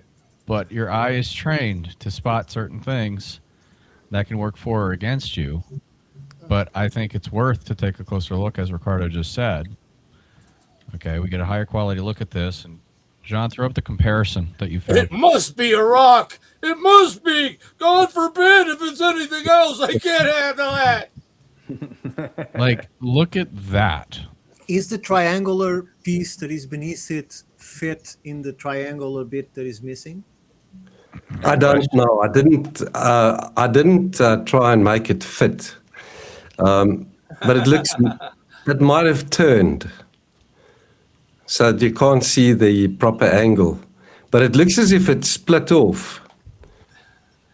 Well, That that's seems- one. That is one damn compelling comparison.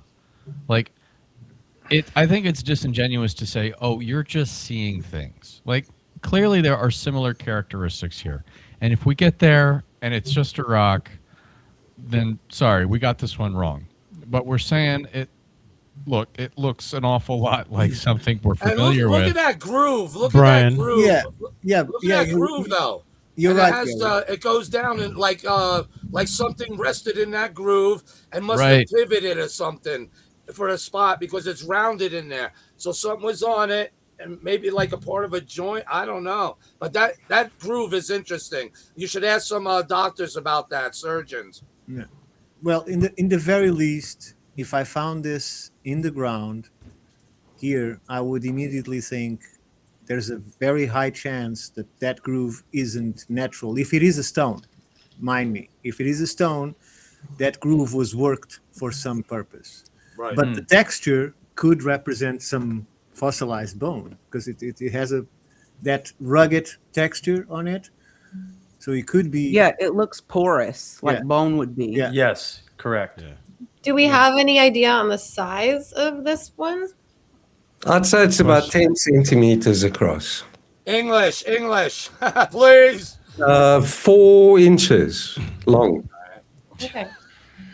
Jason, what were you going to say? sorry, Brian. It's just that, with all the pareidolia and the everything, and I always try to bring everything through the lens of my experience, and my experience, of course, here on Earth, right? But still, when we're looking at all this stuff, trying to take one particular item, right, and say I see one particular thing. Now, while that is fun and granted, and it catches a lot of people, still to disarm, I think, a little bit of all this pareidolia claim.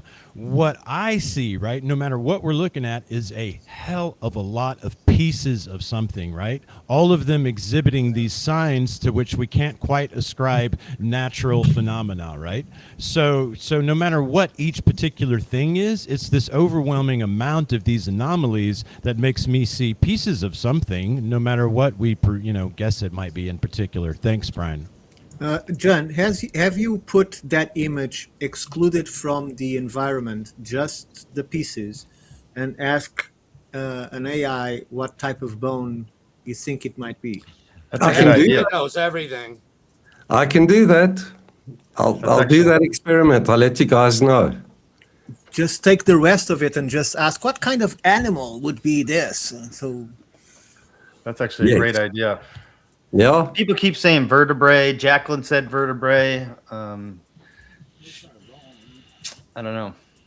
Something was definitely in that place, in that groove, in that dialed out. Something was definitely placed there, whether or not it's a rock or not. Something. Nature put something in there, the rest in there, that's looking like it had a purpose. Below it almost looks like flint napping, like a flint. So Mhm. below it. Yep. I'm almost more intrigued by that, honestly. This is cool, and I've never seen a natural stone that looks like this in particular, but I'm having a harder time with this one. But below I see a flint. Yeah. Absolutely. Yeah. Through that. Next one.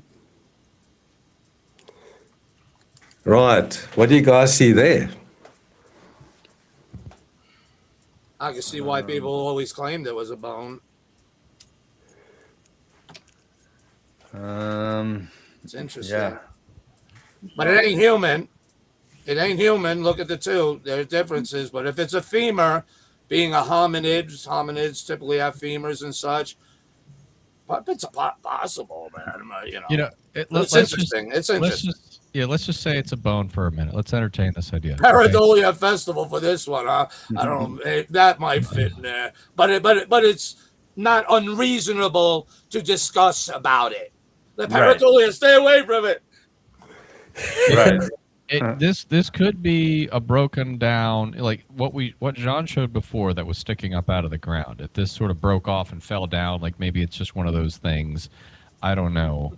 But if it's not, we always have to remind ourselves whenever we're looking at images from Mars that what we're seeing is at the very least millions of years old.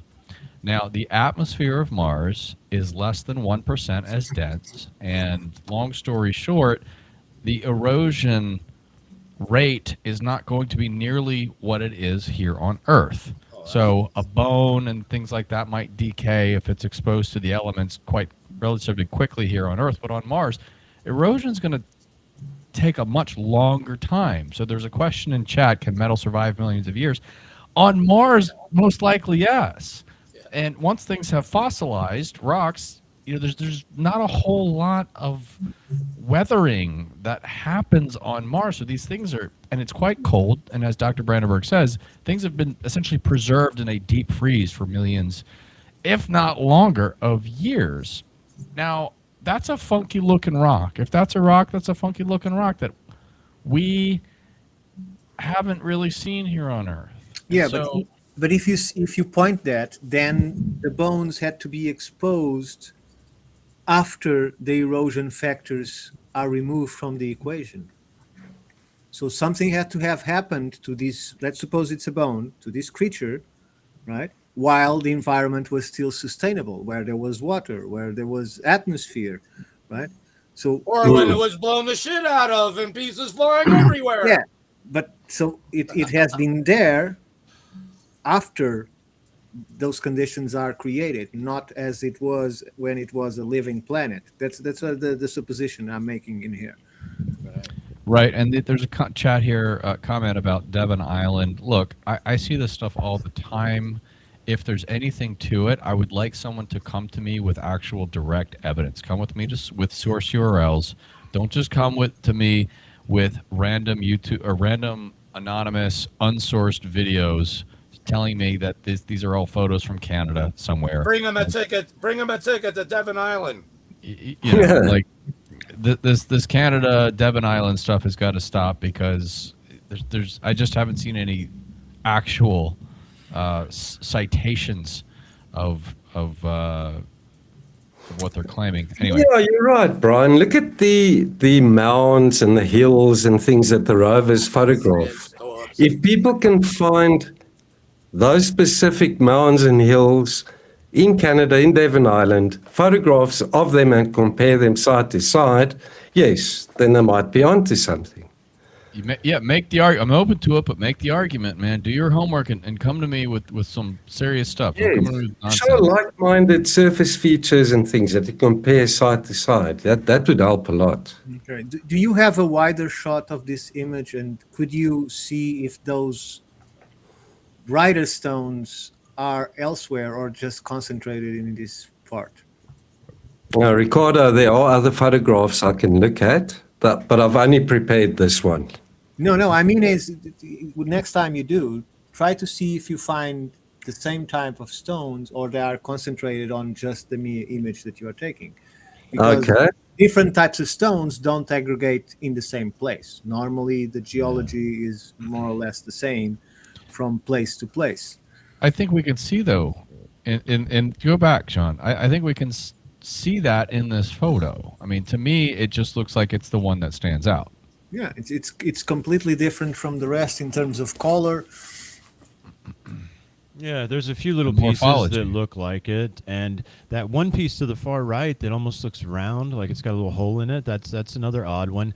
And in the top of this bone, my comment on the bone-looking thing is I see when you're on the zoomed in the shadow right under the ridge, the little mushroom type ridge, it almost looks like a perfectly round hole. I don't know. So when you're down under right there, right where your mouse pointer is, that's just interesting. Don't know what it means, but Stay on it's that interesting. image. Stay on that image. All right, go down, go down. Oh shit. Go to the left. Yeah, go down. Under it. More. I'll let you know when to stop. More. Not the one. The next one, right next to it. The next one. Yes. Look at that. Look at that groove. Can you zoom in on that? That kind of looks like a bone cut in half. Look at the groove. Yeah. Is there a way to zoom in on that? Not in PowerPoint. This is a PowerPoint presentation. My bad. Well, let's get Sorry, the note dude. out. It's probably nothing, but it looks interesting. It does look interesting. I'd like to see the Mono Lake photos that this ground stain guy's talking about, just so we're doing our homework and as comparison. But Yeah, I did look at this. And Broken there is a flat Tower. stone to the right of the zoom out image, completely flat stone in the middle right. Not on this image, the one that you have. No, yes, to the right in the middle, you see a flat stone like a slab. On top, but right on the edge of the image on the right. to the far right. Now, down a little bit. Down, you down, don't see the down. flat stone there. Yeah, Right there. I do. Yeah, I see It it. looks like it has 3 geometric sides by the look because of the cut of the image. I'm not saying it's geometric. Mm. And in this case, what is that thing on top? Is that the rover? The shadow. This. Yeah. Right. Yeah. Yeah. So they took samples from this, almost for sure. Well, they Yeah, destroyed why, the fucking thing. why doesn't the rover pick this thing up, look at it, take a whole bunch of pictures, and say, "Hey, internet, what does this look like?" We've done they have the ability to do a chemical analysis of these things. So Yeah, but Brian, I think this picture is taken after they destroyed the evidence, because I think Yes. they were rotating that's Yes. Right there in the center. Look right there in Iron. the center. It looks freshly broke. Not Yeah, enough dust on it, like exactly. someone doing pow. and that's why the dust is not on the other stones. Can't let people see that. Yeah, so the stones were mixed up by this two. It seems like how to call it, steel filaments, right? And mess with that center, and that's why some stones are shining, because it took the dust off of them. Yeah, it even Yeah. looks depressed in, like someone just pushed it down. Yeah. Brian, didn't you cover an anomaly that was found in a NASA photograph, and then NASA went in and destroyed it? I'll be doing an extended video on that in the near future. NASA's known to destroy artifacts. It sounds like conspiracy theory kind of stuff, but they did exactly that, and we can talk more. Actually, I'm going to be bringing that up in my presentation.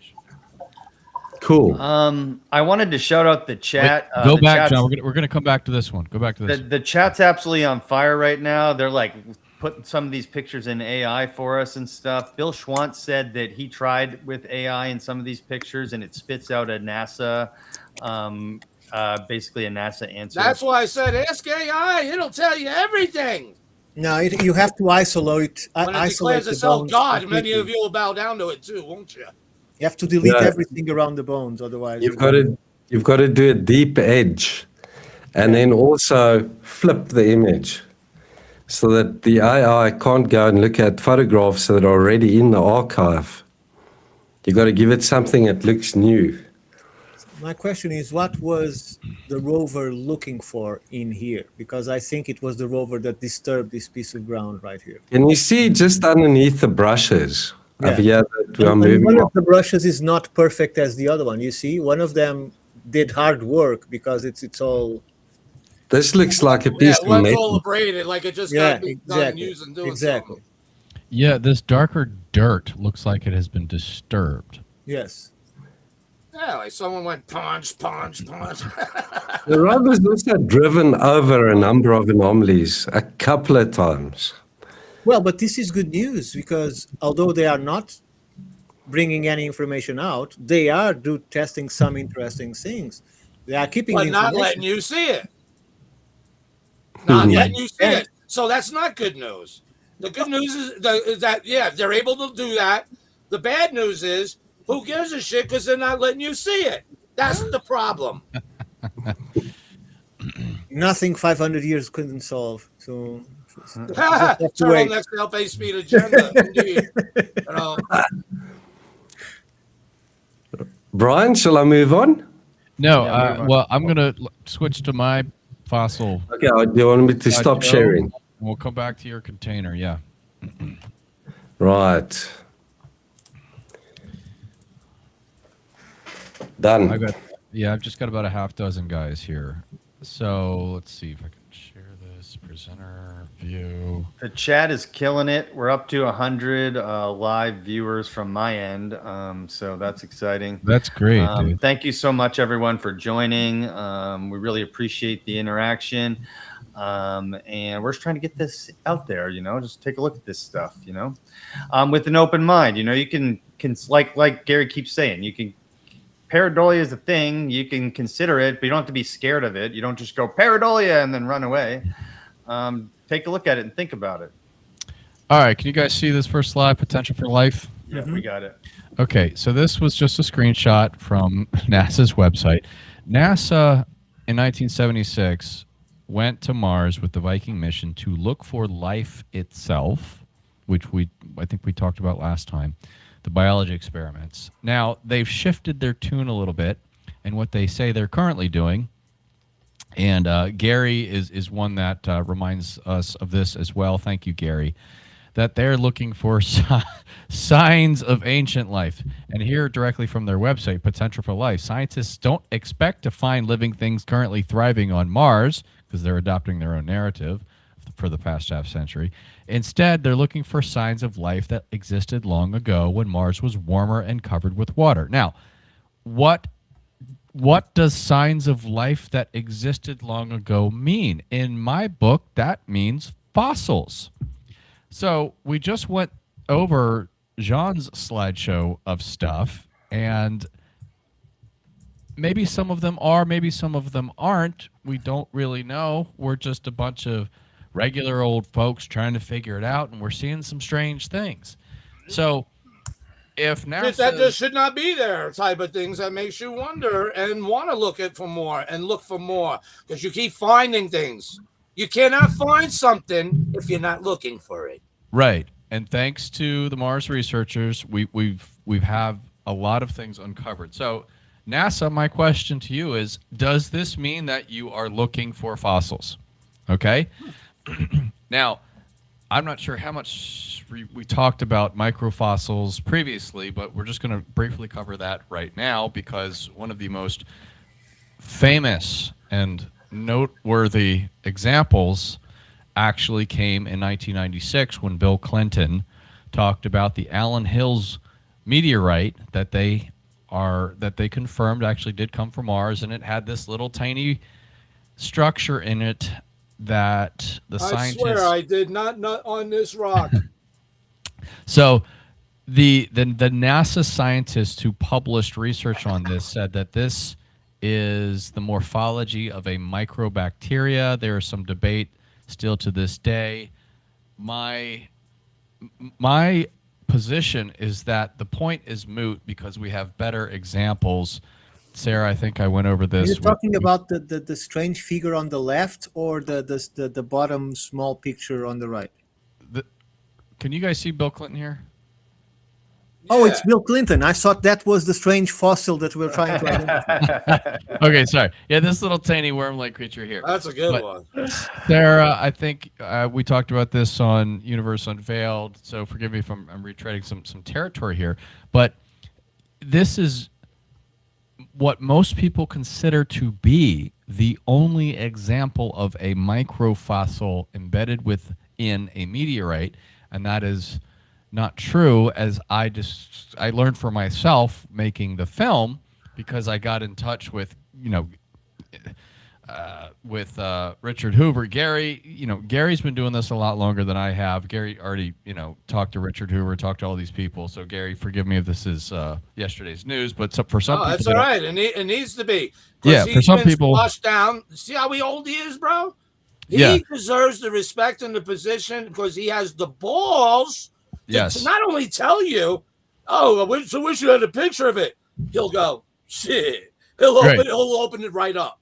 Right, exactly. So for those people who haven't seen this yet, this could very well be paradigm shifting information. NASA astrobiologist. I'm going to click the slide here right after. Let me just say this first. During the film, I met with NASA astrobiologist Richard Hoover. He's now retired. He's in his 80s, but he worked for NASA from 1966 to 2012 up until his retirement. And he has published multiple papers on microfossils found within meteorites. And while I was interviewing him for the film, I didn't know about this, but while I was interviewing him for the film, he's like, yeah, I've discovered microfossils in meteorites. I'm like, well, you know, Professor Hoover, if there was only a photograph we could show, because there's this famous photograph we're looking at right now, the Alan Hills photograph, that gets posted in, you know, major mainstream news websites. But if there was only a photograph we could show to people of your discoveries, and he just laughs, and he did exactly what you said, Gary. He whips it out on his iPod and just starts his iPad and starts showing me at lunch. And I'm like, well, why the hell didn't we lead with this? I got to go back and interview you again about this because I didn't know this. So this is Professor Richard Hoover. He worked at NASA's Marshall Space Flight Center up until his retirement. He's led their real cool guy. He's a real jolly guy too. Find it easy to talk to. He don't look down on you. This guy knows his stuff, and they prevented him. But go ahead, Brian. Yes. And so his research directly tied into him being essentially forced out of forced into retirement. For the full story, you can refer to my nearly 5-hour interview with him on YouTube. It's a whole lot, but this guy's research and career is arguably worth the time spent because he's made profound discoveries, and he's not the only one. Apparently, there's a history of finding microfossils in meteorites since 1961. Now, we only know of the one that Bill Clinton talked about, which was a big deal, but there's literally dozens more examples, and here's just one of them.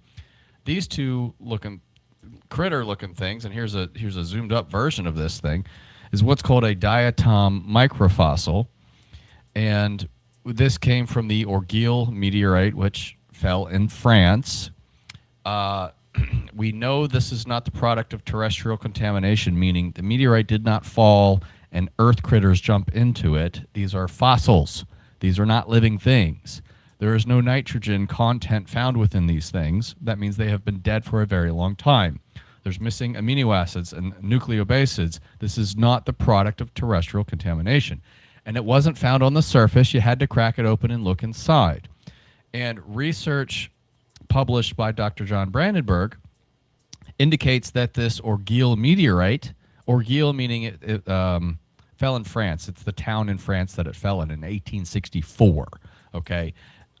Research published by Dr. John Brandenburg, the isotopic analysis of this rock indicates that it came from Mars. At least that's the position that Dr. Brandenburg has.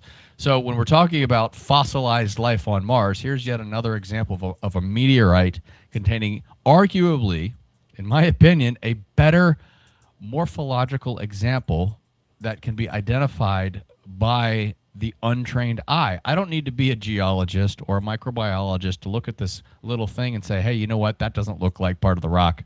That looks like a little critter. It also proves panspermia, in my opinion, but hey, I'm not the scientist, but Professor Hoover concurs. I agree with that. I've got a whole video on that itself. Now, for those wanting to know the full story about this, he teamed up with a Russian group of scientists and published this magnum opus paper, co-published in Russian and in English, okay, with multiple examples of microfossils. They take all on a variety of different morphological appearances, but you can go and read the paper for yourself, where he says this is not terrestrial contamination. Rock came from outer space, most likely Mars, and there are multiple examples of microfossils in it. Okay.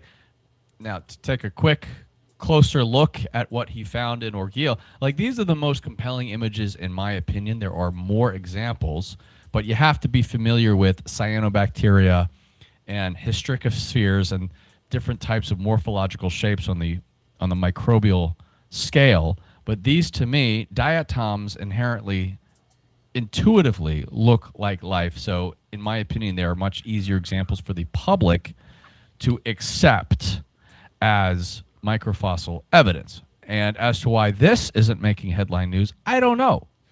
Now, just a couple of years ago, he's looking at a different meteorite called the Polonnaruwa meteorite, which under scanning electron microscopy, he's looking at these things. See these little gills? This is a different meteorite. Okay? This is a completely different meteorite, and arguably it has the same morphology as the thing that we found here in this. Look, Orgueil fell in France in 1864, Polonnaruwa 2012. How is this not headline news? Not only that, they've also been determined to originate from Mars. That's the important issue, not from Earth. Well, and diatoms create oxygen, do they not, as well? Yes.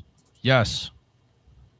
Diatoms are diatoms are responsible for creating nearly half the oxygen here on Earth. That feels like a key bit of information as well. Yeah, I would say so. Okay. These are not living organisms. These are fossilized. They didn't jump into the rock after it landed. The isotopic composition of these rocks indicates these things are not from Earth. How the hell is this not bigger news? Now, I wonder, were they able to, I think I asked them this, but I don't remember the answer. If they were able, because of that, if there are any ways they could date it, I don't think there was anything materially that could be determined by just the carbon testing, or am I incorrect? I don't know, Gary. It's a good question. You know, I forgot. I got to look back on that interview with him. Right. I know I asked him, though. Well, what is true is that since no nitrogen was found in these examples, that indicates every living thing has nitrogen in it, okay? And when there is no nitrogen, takes thousands, if not millions of years to completely leave what was once a living being. So these things are at least thousands, if not millions of years old. That we know for sure.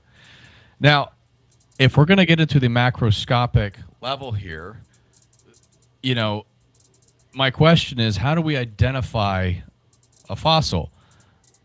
And most of the time, all you have to do is just look at it. Okay, Sarah, I know we went through this on Universe Unveiled. Forgive me, I got to do a little retracing of certain things, but I do have one new thing to add, Sarah, that you haven't seen yet. So stick around. Okay, so what I first need to introduce is the concept of something called a trace fossil. Now, for those of you who don't know what a trace fossil is, it can be understood very easily by looking at this image. It's not the dinosaur itself. It's not life itself. It's their excrement. It's where the dinosaur was, right? Mm-hmm. Okay, so if you try to think about what footprint all living creatures leave, if we're going on the complete opposite side of the spectrum, imagine in your mind what a worm trace fossil would look like. Okay, it would probably look like a little squiggly line. Worms burrow into the ground. But if all that fossilizes, you can actually carve it out of the crust of the earth and take a look at it and see all these little fossilized burrowing. Okay? And we have two examples here. And I'm going to ask the panel to see if you can tell the difference. One example here is on Earth, okay, and one is on Mars. We see these squiggles here, these little squiggles of lines. Huh. All right. So let's go around the room. Yeah. Someone we haven't heard from in a bit. Which one's which? Well, Sarah will know. Yeah, not Sarah. Why you gotta throw me out there like that? I think the left one's Mars, but I could be wrong. I remember this, a couple of years back. I'm going to go right one is Mars, but I'm really not sure. The left one has the same coloration from some of the other photos. Yeah, I'm going left. Left on Mars. Left Okay. on Mars. Oleg. Yeah. Now, how big is Brian grinning? So let's judge before the next one bets, and you take all our money and win. Okay, let's see Brian smile real quick. Oleg, which one's Mars? Actually, I would say at first the right one, but from what we've been discovering on this channel, I would say the first one. It's okay if it's hard to tell. That's the point of this exercise. Right. The left one is Mars, and I want to thank Barry DiGregorio for alerting me to these things. He's the one who actually found these, and I'll show Barry later at the end of this presentation, just here in a few minutes, because it is all about crediting these researchers who spend their spare time, thousands of their hours sifting through thousands of NASA photographs to discover these things. We think NASA is supposed to be doing this. We think NASA is supposed to be photographing stuff. They're searching for life. I just showed you the screenshot from their website. They say they're searching for signs of ancient life. That, to me, includes fossils. And if they're not seriously considering this as a fossil, as a possibility for a fossil, then why not? So now, a worm trace fossil maybe isn't that sexy. That's okay. We've got some more stuff. All right. There's your sign of life. Okay. This is the more controversial one that we were just talking about. This here is an interesting creature. It is a sea creature. It is an animal, something called a crinoid. I learned all about this from Professor Richard Hoover. And what we see on the left is the fossilized remains of what is known as a stalked crinoid. It has this, while it is an animal, it kind of looks like a plant that has this trunk that roots into the ground, but these things can actually move around like starfish. They actually hunt starfish, I think, but they can move around even though they look like a plant. But it is, in fact, an animal. But what we need to make note of here is that the stalk, it comes up, while it might be hard to tell, it starts bifurcating, splitting. We can see some splitting here and here, right? And it is right here at this initial bifurcation that I want to call attention to. I have another two examples, okay, of what I'm about to show you is a stalk with the initial impression of a bifurcation. Now again, which one is on Mars, which one is on Earth?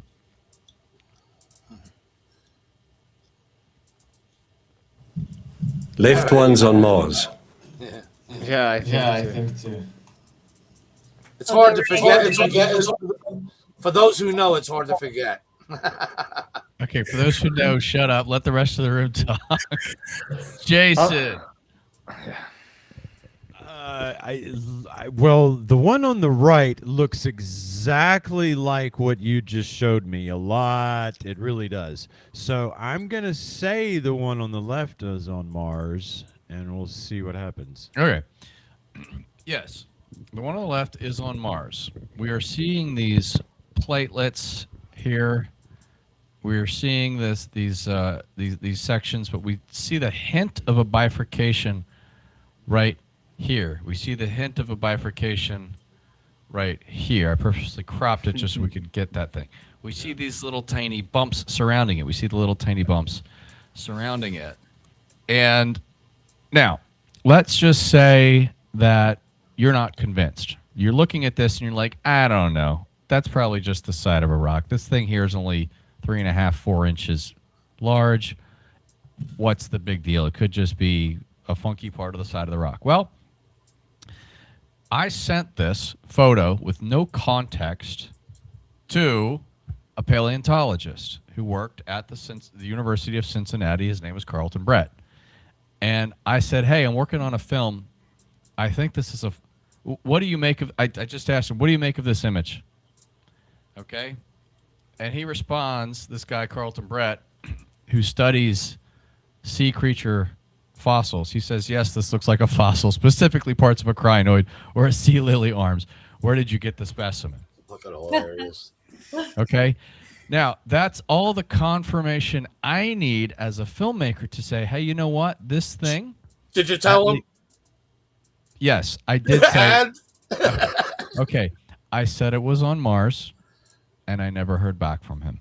There you go. But I did. That's just it. He looked at it with his expert eyes, and he says, yes, to me, that looks exactly like what is being claimed. Now, that's good enough for me because he's an expert. Now, maybe not all experts agree with this, but if some of them do, my argument is, NASA, you need to take a closer look at this and alert more people of the possibility of there being fossils on Mars. Now, crinoid's a really funky creature, but hey, we get what we have. The rover's only going in these very, the rover's covering how much percentage of the planet of Mars? We have a limited data set, but what we do have, we got to make the most of. Now, this conspiracy surrounding this is that NASA's trying to cover up stuff. What did NASA do? It's what, it's like sometimes you'll hear it's not the crime itself, it's the cover up that gets you in trouble. What happened next really is strange. NASA, and I'm going to do a video on this so you guys can see more of the photos in detail. NASA used their rock abrasion tool aboard the rover, the Opportunity rover, I think it was, to grind this down to a smooth surface. I don't have the images prepared, but like I said, I'm producing a video on this, and you'll see all the images. They ground this entire thing down. And Professor Richard Hoover asked, why did you do that? And the answer he was given is that they drilled into it, they ground it down because they were looking for carbon. And he says, what? That's ridiculous. You wouldn't smash open a dinosaur skull looking for brains because anything that was carbon would have been fossilized. That's a nonsense answer. But that's the answer he was provided by David McKay, who was one of the lead scientists at NASA. You have your carbon detector on board, sir? Yes, we do. So it's very strange. Why would you do that? Why wouldn't you take a series of 300 more photographs from all different angles looking at this and getting the top sea creature experts like Carlton Brett to look at this thing forever is my question. Okay? Now, moving on. What we have next, again, we're going to go back to trace fossils. And they drilled into it, Brian, looking for carbon. So isn't that confirmation of life before you just close the window on that? I mean, do you see what I'm saying? That they saw the same shit that Carlton Brett here saw? At the very least, Jason, they thought this was anomalous. And so they wanted to check into it. So fortunately, they took a photo of it before they drilled it down into nothingness. So it's just very suspicious behavior. I don't think that makes me a conspiracy nut. I think that makes me a very inquisitive individual wondering about life on a planet, because that has profound implications for us here on Earth. Is that the same tool we saw that might have done what in the image that Jen was showing us? That abrasion tool, is that what we see in the photograph from the rover? I don't know what the rock abrasion tool looks like, but it has the ability to smooth an entire rugged surface. Okay, it'll grind it down. It's grinder, yeah. So getting back to trace fossils for a moment, you guys now have been trained on Mars images, so it might be a little bit more obvious this time. But sea creatures burrow into rocks that are submerged. Marine rocks, marine creatures, they make these holes in rocks. Okay? And they have found rocks on Mars with these holes that are known to have been in an area that was once covered in water. Okay, so I'll just get to the thing here. We have Mars on the right, Earth on the left. If NASA is saying they're looking for signs of ancient life, isn't this the evidence they are looking for? Is my question. Okay. we have more than just one They're example. looking beyond the answers of what they already know that they don't tell us. They're on their own mission. And it don't match up to what we the people are being told that mission really is. That's half the problem here. Yeah. I'm gonna Recover 'em. end. Yes. I'm going to end with an example that just came to me in the most recent weeks. And again, most of these came from my friend Barry DiGregorio. Maybe we'll have him on the show, but I'm gonna show a slide of him at the end. Barry, I don't know if you're watching right now. I sent you a link, but hello if you are.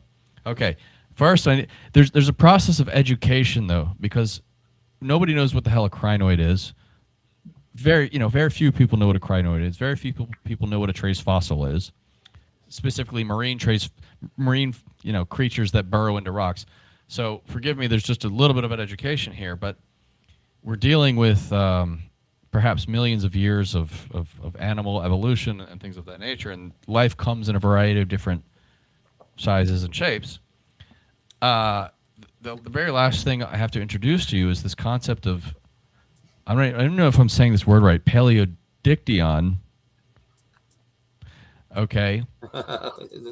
Now, if you look up Paleodictyon online, there is in fact a Wikipedia article. There's probably, better references than that, but this is an accepted by mainstream science.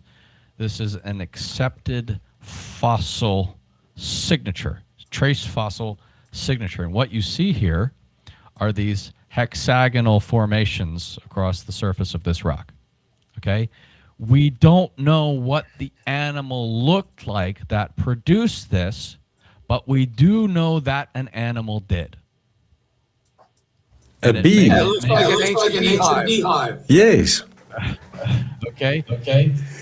But this all Honeycomb. happened underwater. This is an underwater creature that makes this hexagonal formation with their activity. That much I know. I don't know too much else. But it is a very strange characteristic, and this is accepted by mainstream science. I'm going to show you two other examples. These are here on Earth. It is this hexagonal, this signature hexagonal thing that when scientists here on Earth look at these things, they know that these are, in fact, the trace fossils of an unknown creature. All right? I'm going to show you one final comparison. We're going to go around the room. Jason, Sarah, Oleg, Megan. Yeah, but Brian, hold on. Go back to that again. Go back to that. Yeah. Notice one side, like, it would have had to flip on that side. It looks more like an impression more so than the other side, or is it just me? I see these things as being raised up, the hexagon. Yeah, but my point is the other side looked different. It looked like if you went like this, that left the imprint. Exactly. Sure. This is new to me as of a week ago, so I don't know too much about this. All I can say is that this is established science, and what I'm going to show you is another comparison. Let's go around the room because I don't know if anyone's seen this, but I'm showing you two very close-up images.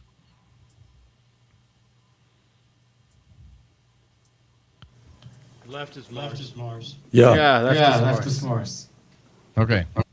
I'm just gonna be the other guy, be that guy, and say the right is Mars. You guys are savvy enough. I can't fool you anymore. Okay. We've been doing this for months at this point, man. I know. Wow. And Wow. That is nice. we see these rocks What the covered in this fuck? stuff. Yes. It's in those boxed in areas. This is very obvious here. Yes. Very obvious here. Are you shitting me? Exactly. Haven't seen anything like it. Whoa. They have Brian, confirmed it. this is in those boxed areas where the rover is right now. Right. Yep. Okay. Underwater Thank you. creature. Thank you to Barry DiGregorio. This is the gentleman. When I first started publishing videos on YouTube about Mars, I started with Barry. Barry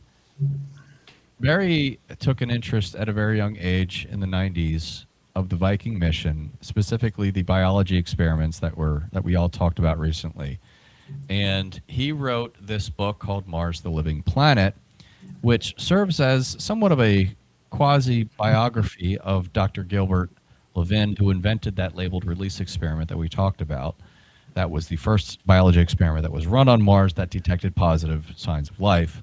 And his co-lead investigator, Dr. Patricia Ann Stratt. This book serves as the more or less retelling of what became the Viking mission, Gil's career and his history. And he actually got Gil Levin and Patricia Ann Stratt to write the last 2 chapters of the book. And this book was published in the 90s. And in my opinion, it actually does read like a movie. Barry is a gifted writer. Gary has even spoken to him on his show quite a bit. Gary's been following this for a while. But, you know, I interviewed Barry about all of the evidence for life on Mars as well as these fossils. He's the one who's actually bringing a lot of these fossil examples to my attention. So if anyone really wants the deep dive into the Viking mission, all the details, man, he's such a gifted writer. It reads like a movie. I was so excited. It was thrilling, literally reading this book. But I just want to It's make definitely sure. historical. It's definitely very valuable for a historical record, and it puts forth all the data. What not just Barry's work, but of Dr. Gil's and Patricia Ann Stratt, etc. And look where we're at today. You read that book, if you can trudge through it, believe me, like Brian says, it's cool. You can read it, trust me. Maybe not overnight, but you'll follow it. And then look where we're at today, and then what NASA's not doing. It'll be obvious. Just saying. So guys, when you hear, and you will hear this a lot, there is no evidence for life on Mars. There is no evidence for fossils on Mars. You guys have seen this stuff. In my opinion, there is evidence. It's just that people haven't seen it.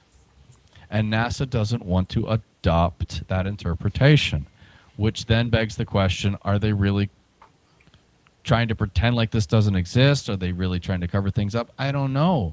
It just leaves it to us to try to hash this out, and we're just doing the best we can. And in my opinion, I think we've got some pretty solid evidence. Thanks, Brian. I agree. I hadn't seen any of that before. Yeah, thanks, Brian, and thanks, chat. It kind of pisses me off a little bit. That's my reaction. The fact that isn't some of that stuff isn't front page news and never has been, and that screams, cover up, in my opinion. And I don't know. Is anybody else having that kind of reaction to that? I think, Dave, if you look at Brian, you did a great job there, and I like particularly the Bill Clinton photo. No, not Bill Clinton himself. I'm not whatever. We'll leave that one alone. But the picture, right, of that was a mainstream accepted, posited, put forth picture of a fossil, right, a proposed fossil. When I compare that picture with any of the number of ones you showed me, it is quite obvious that we're not victims of pareidolia, right? That we are seeing precisely what mainstream at that point put forth as being a fossil, and I think you showed it in number. That's what I have to say about what you showed us, and I thought that was an excellent point to show what mainstream said was a fossil from Mars, and then show us everything else. Thanks, Jason.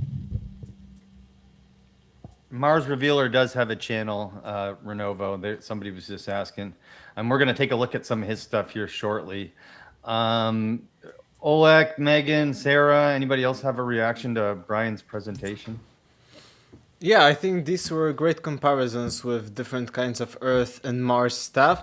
I have one thing that maybe wasn't for me that compelling. These that sea creatures drill these holes, and these holes on Mars, also in natural rocks there could be such holes, but the comparison was of course good. There is a possibility that these are creatures made, not natural things with the rocks, but we have to be careful of course with such things. I also was looking heavily in the comments, and a few people were comparing these towers, like these things that went straight in the previous like part of the show, to some natural formation, and I've checked them out and they weren't compelling that these are similar, so that would be for more like artificialness of the Mars ones. I agree. I looked at those too, Oleg, and yeah, I see what they're saying, but it doesn't good comparison. Anyone else? Yeah, I appreciated the new stuff because we just had Brian on our podcast, so some of that we had just seen, but like the new stuff is like, I appreciate it, and I feel like you do about it, Dave, where it just should be mainstream. Like this should be on the front page of the news. So we try to cover it. I guess that falls to us, and all the independent researchers. We try to cover Mars as much as we can because that's how we do this. Is we all keep talking about it. Yeah. Yeah, fabulous work, guys. That was all super interesting. I'm always excited for what you're going to show us each week. We're getting deeper and deeper. Yeah, this is really building. I totally agree. Thanks to these guys' work, Gary, Jean, Brian, and more. So, Dave, I want to pivot to Gary's stuff. I want Gary to share his images, but if you don't mind, I just want to sort of set it up. Is that cool with you guys? yeah, go for it. Okay. Now we're getting deeper. Each week we get deeper. Okay, I'm really happy Gary joined us today. Gary might be new to some of you here today, but Gary has been working on this stuff for quite a long time, and Since '98. yes, Gary has impressed me with his discoveries, and what we're going to show you is the tip of the iceberg of what this guy has found. Or the tip of the pyramid. I'm so excited that we've got Jean and Gary online and participating. Not all As long as you don't show us your 3 breasts, Gary. Okay, just don't. I'm mad Martian, but I'm all male.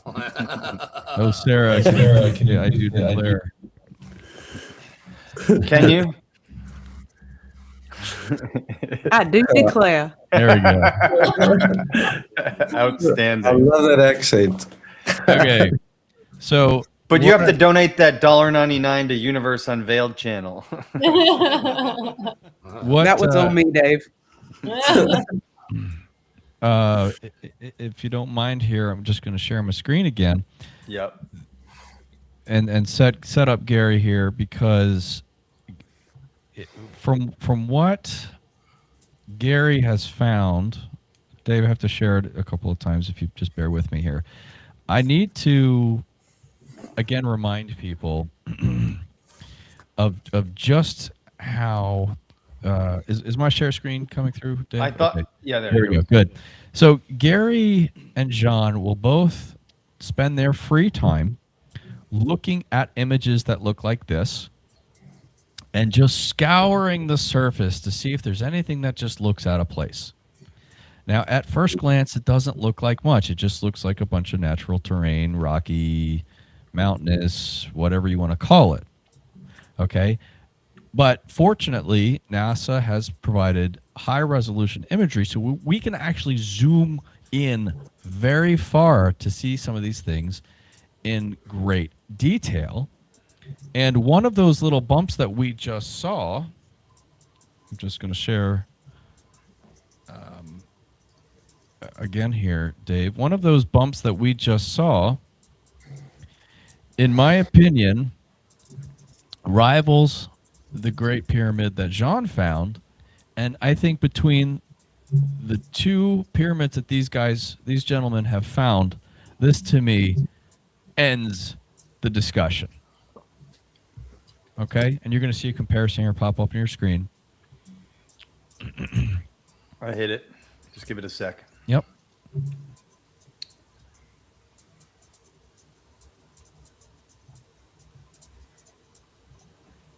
The one on the right is China. Yes. Wow. Out of all that chaos that we just saw on that previous screen, Gary, bless his heart, he spent so much time looking at Google Earth, scouring the surface, Google Mars, and scouring the surface to find something like that. That thing on the left is over 2 miles wide. We see opposing 90-degree angles. We see straight lines. We see clearly defined edges. It's not in pristine condition, but again, remember, we're dealing with the surface of a planet that is at the very least millions of years old.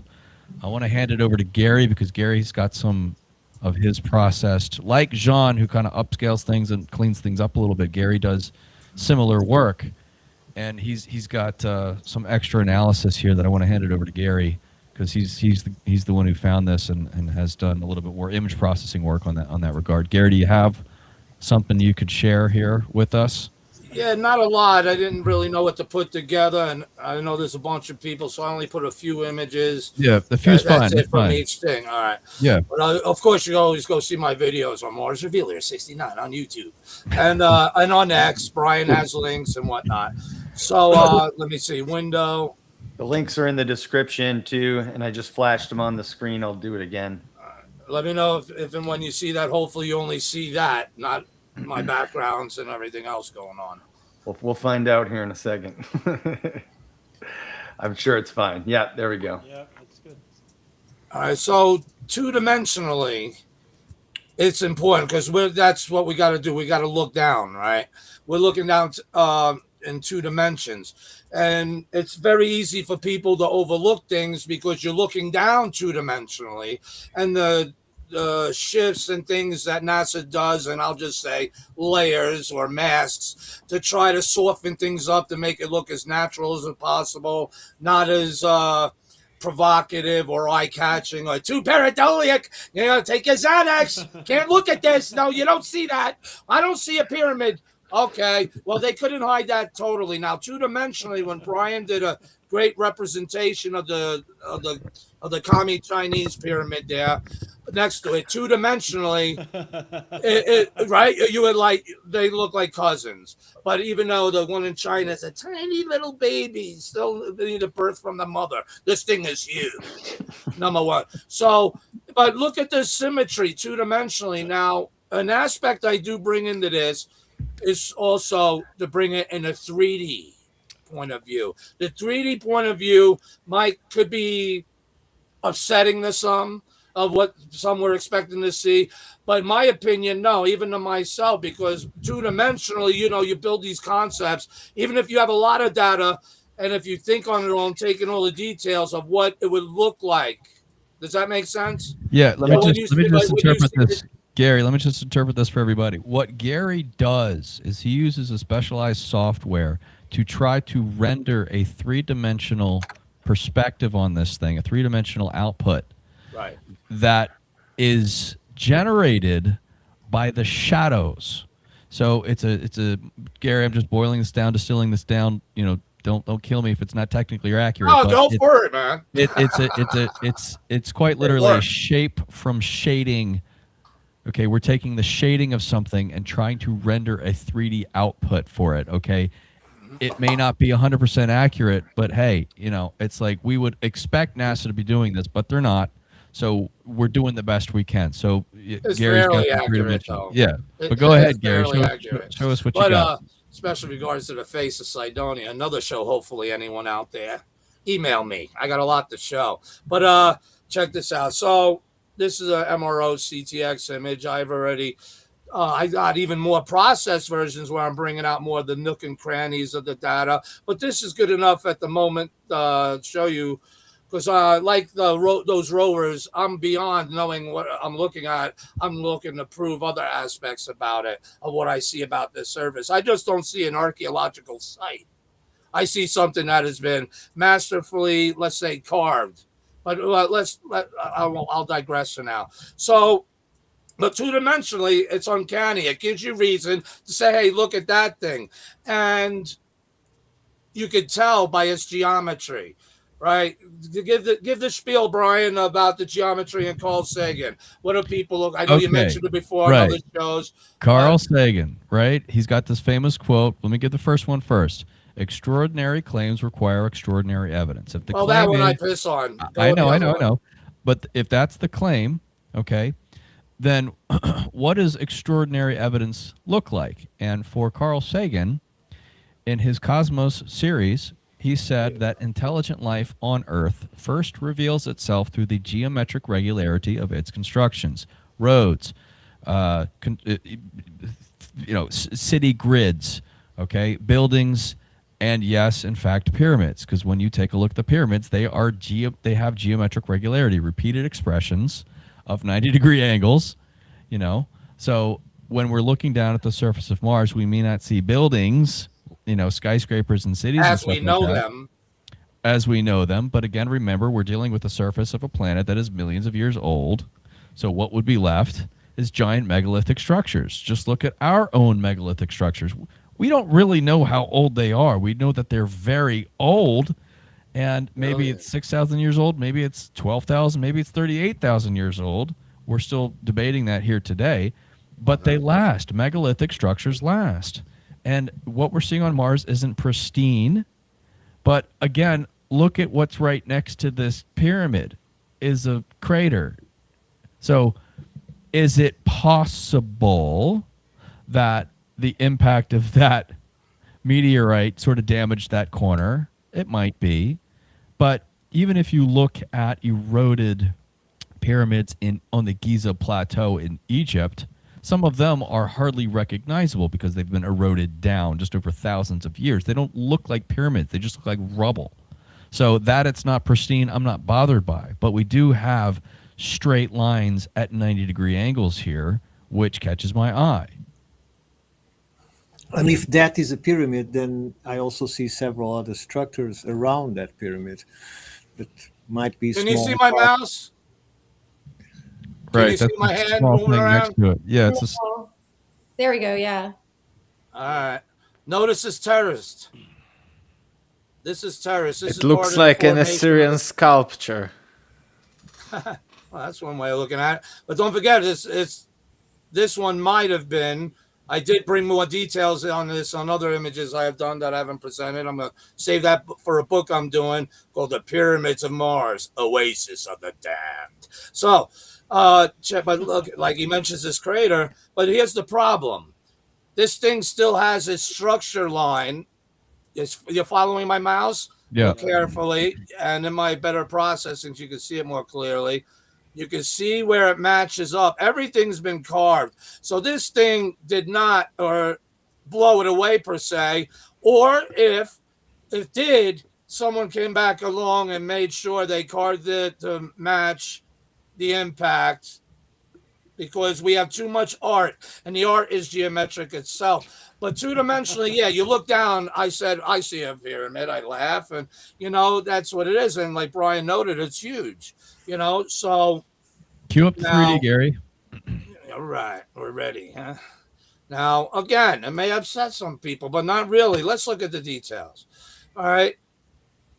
You got to study the details well, because when I do these renderings, believe me, I'm doing like 10 or 12 of them at times before I put anything forth to get the best rendition I can and most accurate, and also for what I believe I'm seeing in the various data. That's why having more than one source of images of a feature to study its features, again, the relief is the most important, because that's where you'll see not only the signature of intelligence, but the signature of the handiwork of those who made this. And it's not just erosion, it's art carved. But put that in the back of your brains. You might need to smoke one with me at some point. Let's do a show.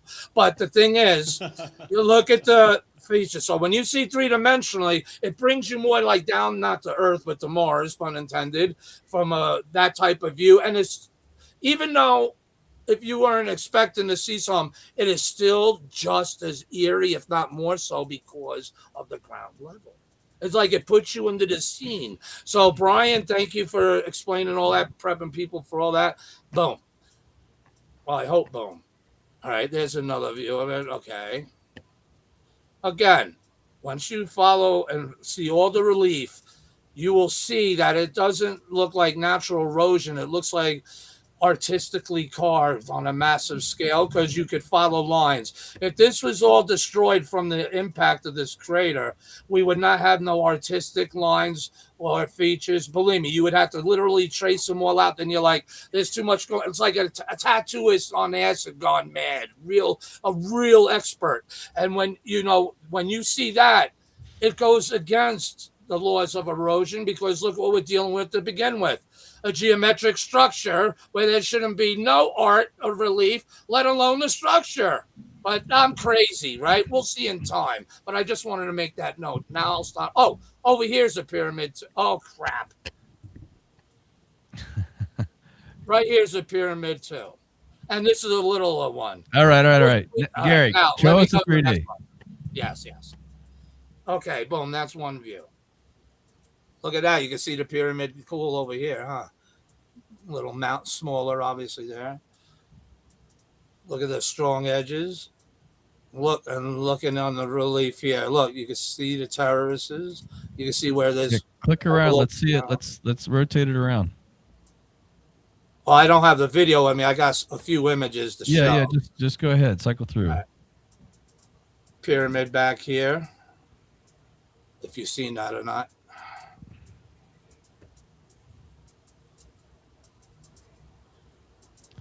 Look, that looks so eerie. Look, pyramid right here.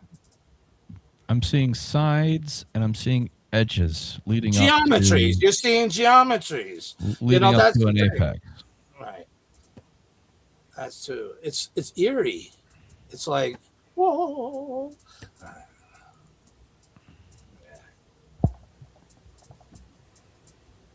think it's really cool that you can do this and give us a better perspective. It brings different brings it to life. It like brings it to life, right? And NASA's doing it. NASA has it, but they don't give us it. They give us this mola crapola bullshit, and it's not even accurate. Let alone, they want to push it off to us as being accurate. I won't get into that now.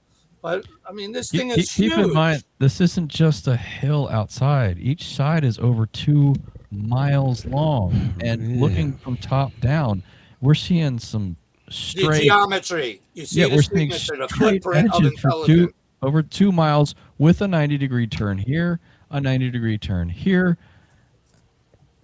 I'm okay that it's not in pristine condition. It's Oh, yeah. strange too how it's so large, and it's so, thanks for this 3D, because it sort of shows how it's by itself. At least, the other things around it certainly don't look like it. They're rounded and small, and it just sort of, mountains are in chain, right? I mean, things don't Right. just rise up unless, here and there on occasion. So I like to see that in this 3D. That's pretty cool, man.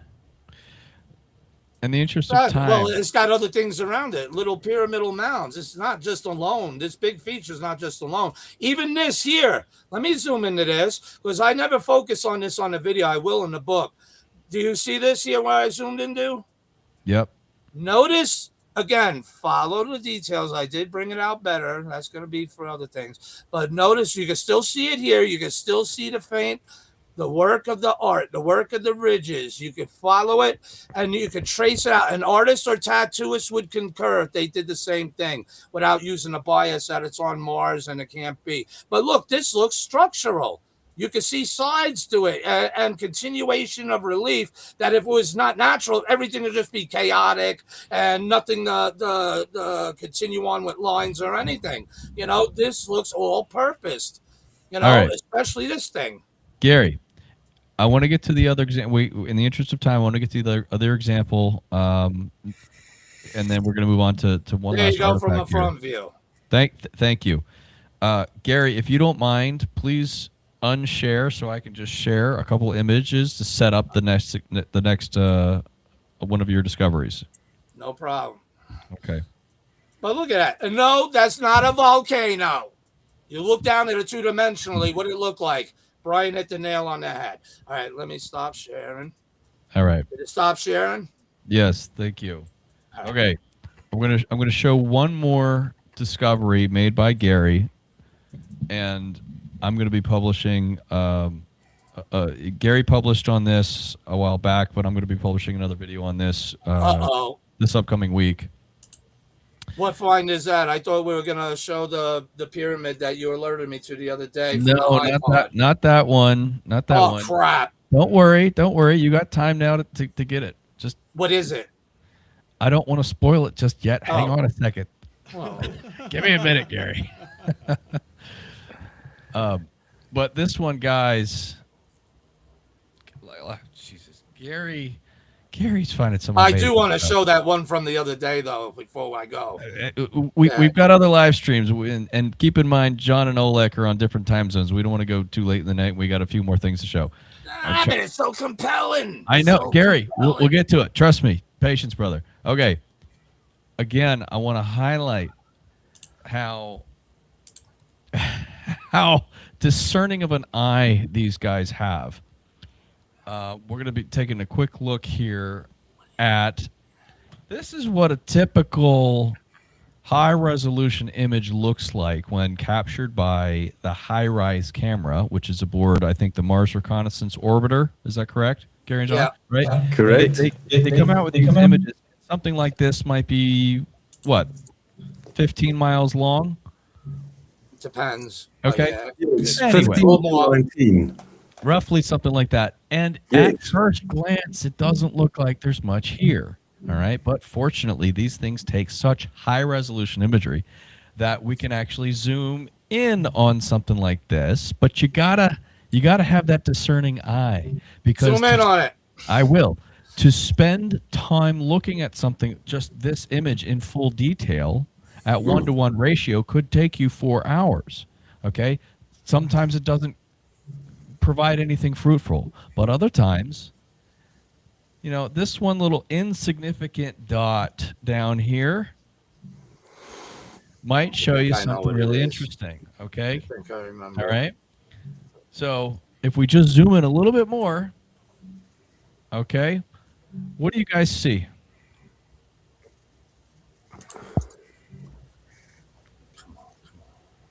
I got to tease this out a little bit.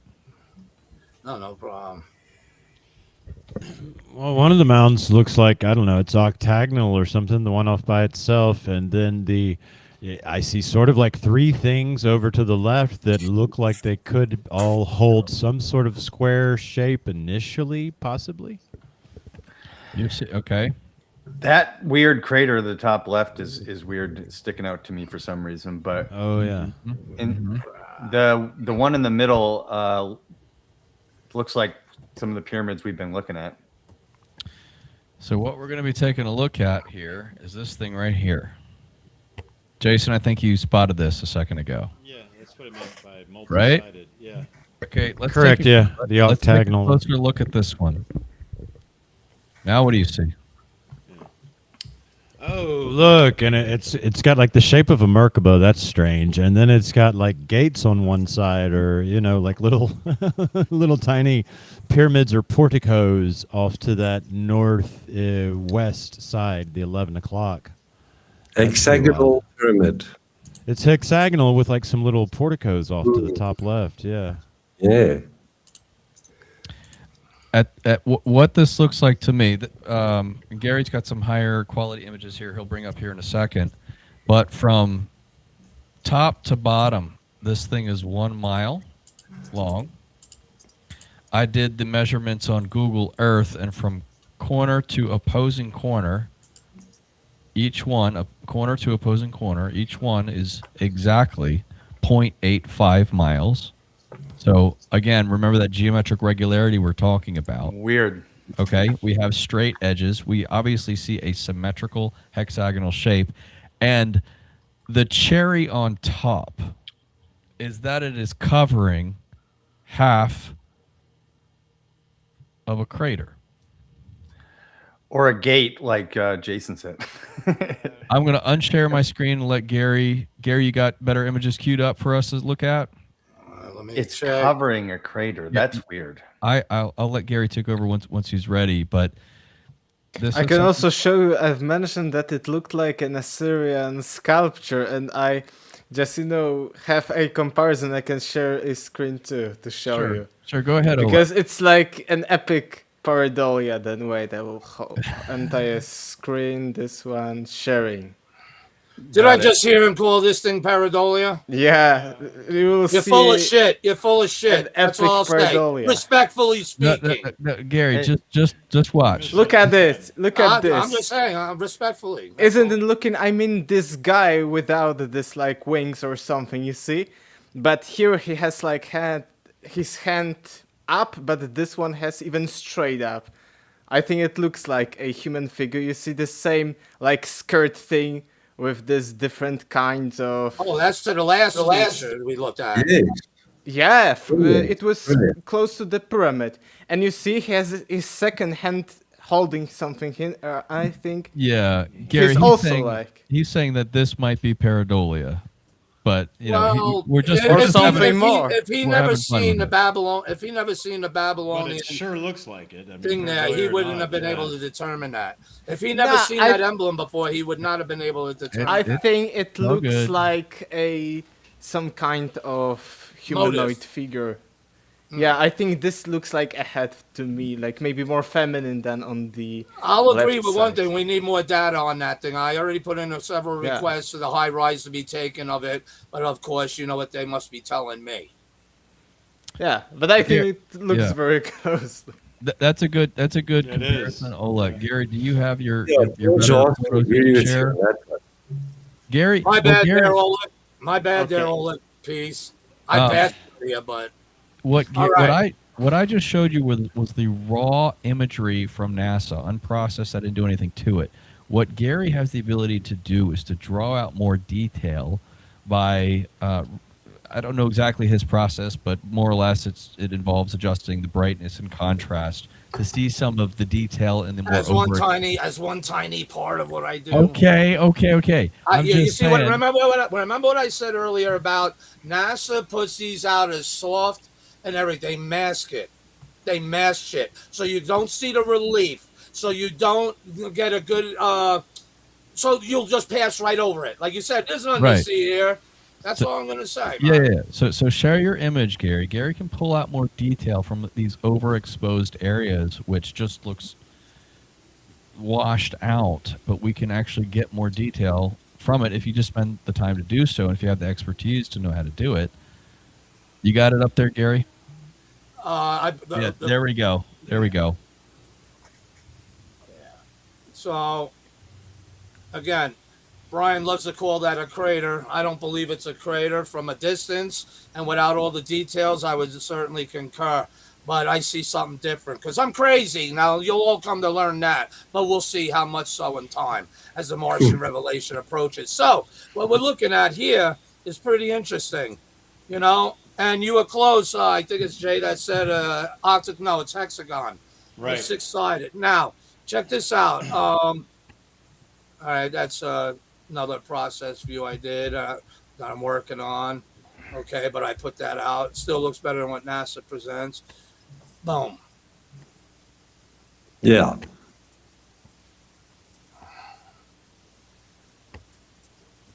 So right away, I wanted to get the geometry issue out of the way. There you go. It definitely has an fingerprint of intelligence of geometry. And again, like Brian noted, this thing is huge. Okay. It's hard to know. Also, I could swear I see a secondary. Gary, just show take the lines off for a minute. Let's just take a look at it. Okay. It's hard to interpret this. Okay. I don't know if this is supposed to be quote unquote a pyramid. I am more fascinated by the fact that it has 6 straight sides that come to a central point. That's a pyramid. Okay, fine. It's a hexagon at the very least, one that is 1 mile large. And to those people who might say, well, that can't possibly be a pyramid because pyramids have 4 sides, I would argue, Could have any geometric what shape. the hell do you know? Is there some guidebook that tells us what pyramids on Mars are supposed to have? I may not lean into the pyramid aspect of this, but it sure as hell looks like a 6-sided symmetrical hexagon. Yes, I interpret that as an impact crater. Feel free to disagree with me, but the surrounding landscape is peppered with arguably what looks like impact craters, and this thing is covering half of it. If it was an impact crater, it was utilized. Lotus, if you see my hand here, you could even see the trace line still of it. If it was an impact crater, it was utilized, and Brian would not be wrong or for even stating such a thing, because in future shows and presentations are going to show there are in fact pyramid craters, pyramids that are built into the rim of the crater itself, which would make you really wonder one couldn't have made the other. It was both intelligently created. Well, that's right. We have other examples of these structures, pyramids, being directly adjacent to craters. And if we are, I really like what Jeffrey Drum, Land of Chem, his interpretation of the pyramids needing to utilize a water source to pump the chemicals through the thing, because that's how they generated whatever they were doing. So being the proximity to a water source makes sense. And if these craters, this reservoir was filled with water, it's we don't have a lot of data on it, but I'm open to that interpretation of it. And I just find this I'm leaning into what Carl Sagan talks about, geometric regularity. That's what this thing exhibits. And there's no ifs, ands, or buts about it. Look at it. Yeah, the 0.85 thing got me. 0.85 miles, is that what you said? 0.85 from go back to it, Gary. Yeah, 0.85 from opposing corner in the middle section there. Okay, tip to tip, 1 mile. 0.85 on the midsection midpoints there. Oh, gotcha. From one side corner to another. Anyway, you got a 3D render for us, Gary? Yeah. Yeah, just cycle through these images here, Gary. I want to point something out. Brian, does that give us any kind of pi or phi between the relationship between one side or the other? I don't know, man. That's outside of my wheelhouse. It's 1.367942 kilometers. Just throwing that out there. So you see that? People would call that a crater. I just want to point that out as we study this thing, right? But keep in mind this interesting feature here. All right. Okay.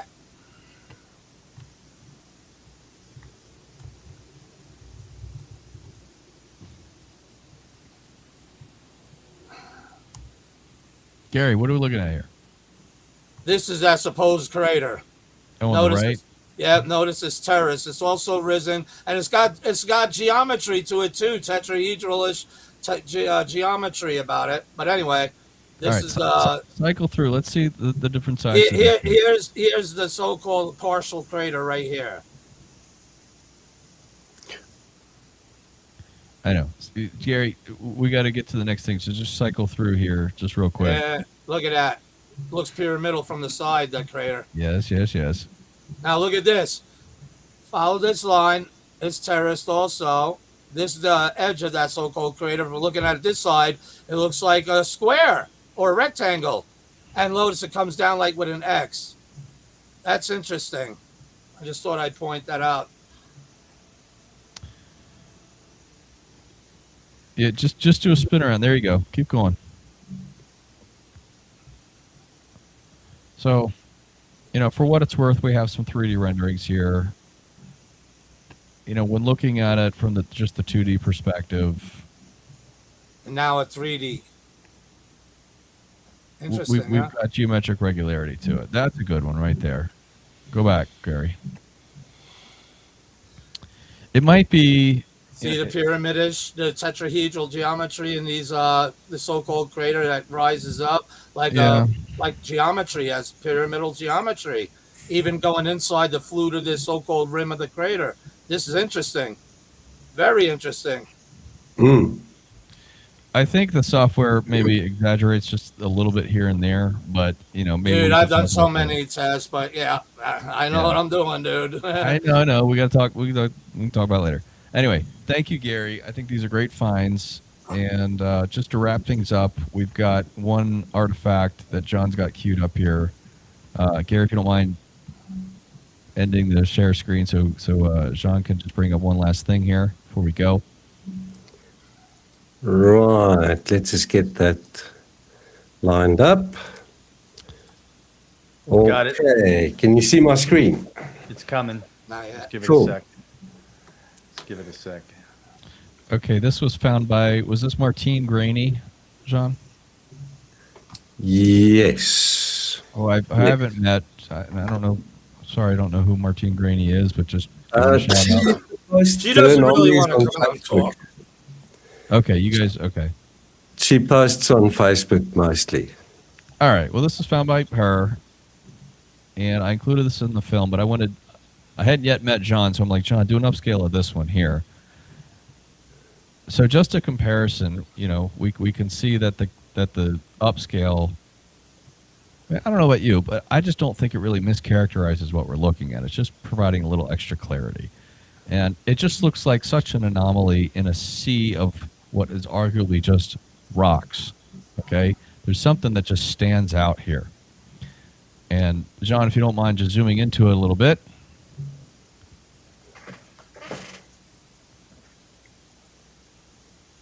What's today's date? Can you guys see that? Yes. Today is the 3rd. Sunday, May 3rd. What do you guys make of this? It looks like the chess piece that's a little castle. Yep, that's exactly what I thought. Yeah. Sarah, Oleg, Ricardo, Jason, what does this look like to you guys? A piece of gymnastic equipment. The handlebar on top. It looks like a pommel horse, but with. Either way, it certainly Like does a not bottle look with like handle. Is Looks this like like a handle. Yeah. a tree trunk. No, but it looks like it has an opening at the bottom if you're talking about the central figure. How It's a big is that? shrine off Zelda. You know what, Brian? Sorry to interrupt, but I just clicked on High Picture of the Day. They gave out a picture in Elysium. I can swear it's a little pyramidal feature. I'll send it We're to able me. to show it if we're able to. Why Yeah, shouldn't we just let's- show it before we close? Let's just save it, Gary, because it's getting late. All right, everyone out there, Brian didn't want you to see it. Gary, we'll talk about it later. We got to prepare things ahead of time. Sorry. Okay, so How big guys, is it? Jean, is it possible to zoom in any further on this, or is that just what you got? And prepared? yeah, it really breaks up quite badly if I zoom in any closer. Yeah. Does it not look like this thing has a handle on top? Martian fire hydrant. Yeah, it looks like a fire hydrant a little bit. I mean, it looks like it's got one of these, just like on top, doesn't it? Is that what everybody else? Yeah, is like seeing? like an altar top or something. Like the I'm priest going corner. I'm going to Temple from Zelda, like Sarah said. Word. God. Okay, regarding the size, I'd say it's about 1.5 feet tall. Go back to the original image, Jean. This is obviously something that is in the distance. 90 centimeters. Yeah, it's about a half a meter or so tall. Oh, you can't use PowerPoint. Fuck. Yeah, I can't. Sorry, man. That's cool, man. So, just another anomaly. Not sure what to make of it, but it does look very strange. It's not characteristic of the surrounding landscape. It looks like it Stands has out this- literally. it's standing Yeah. up. It looks like a Martian fire hydrant with a handle on top. Like, what am I supposed to make of this? I don't know. So we bring it to the attention of the public to help try to just It say, looks hey, like look. an ancient furnace if I'm trying to identify it as something ancient. And on Earth, it looks like an ancient small furnace. Yeah, right, because it's got that opening at the bottom, right? Yeah. Like, what the heck is it? It's weird. Well, the rover is right there on the left top corner, so why don't he go Why down? don't they go closer and take a photo of it? Wouldn't anybody just naturally be curious to do that? Or they could easily zoom in on it, but they're not giving us those files. But the thing is, Brian, okay, there is a team driving the rover, correct?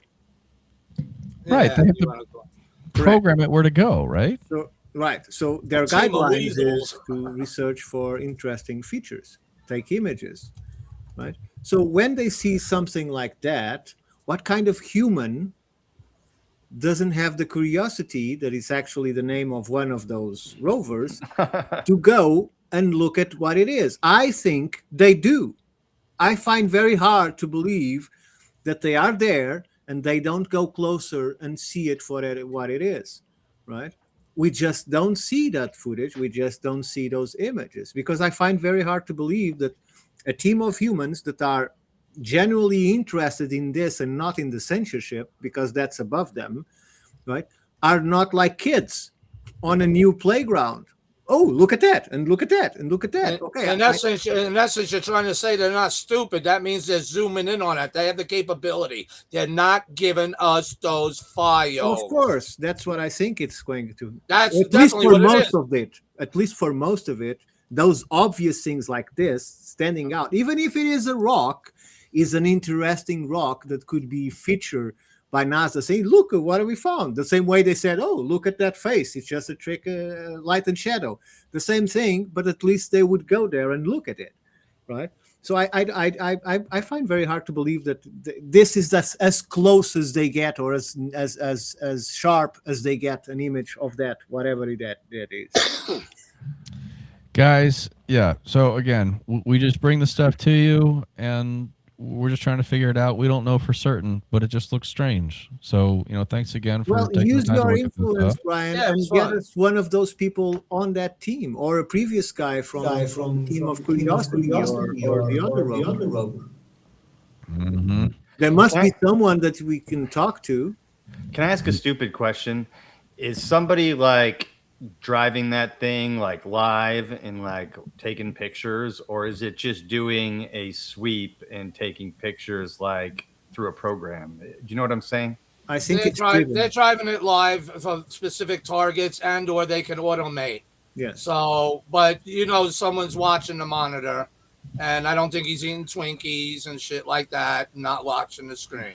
No, look, the way it is, Dave, is that He could still be eating Twinkies. if they have a target that is like a kilometer away and they are going in a straight line, they draw the path and the rover goes while they are watching the footage, so they don't have to be on the manche pushing it forward, right? But when they stop at the area that they are looking for, they take control of the rover and they can go anywhere until they decide to go to another place, and they put it in automatic and keep looking. That's why it would be. That's why it's so slow, because there is a time set between the commands. Exactly. So, they would have to, okay, let's move this, we'll plan this, we're going to move here, we're going to there. Oh, look at this cool shit. Put that in the way of the, X-Files for us.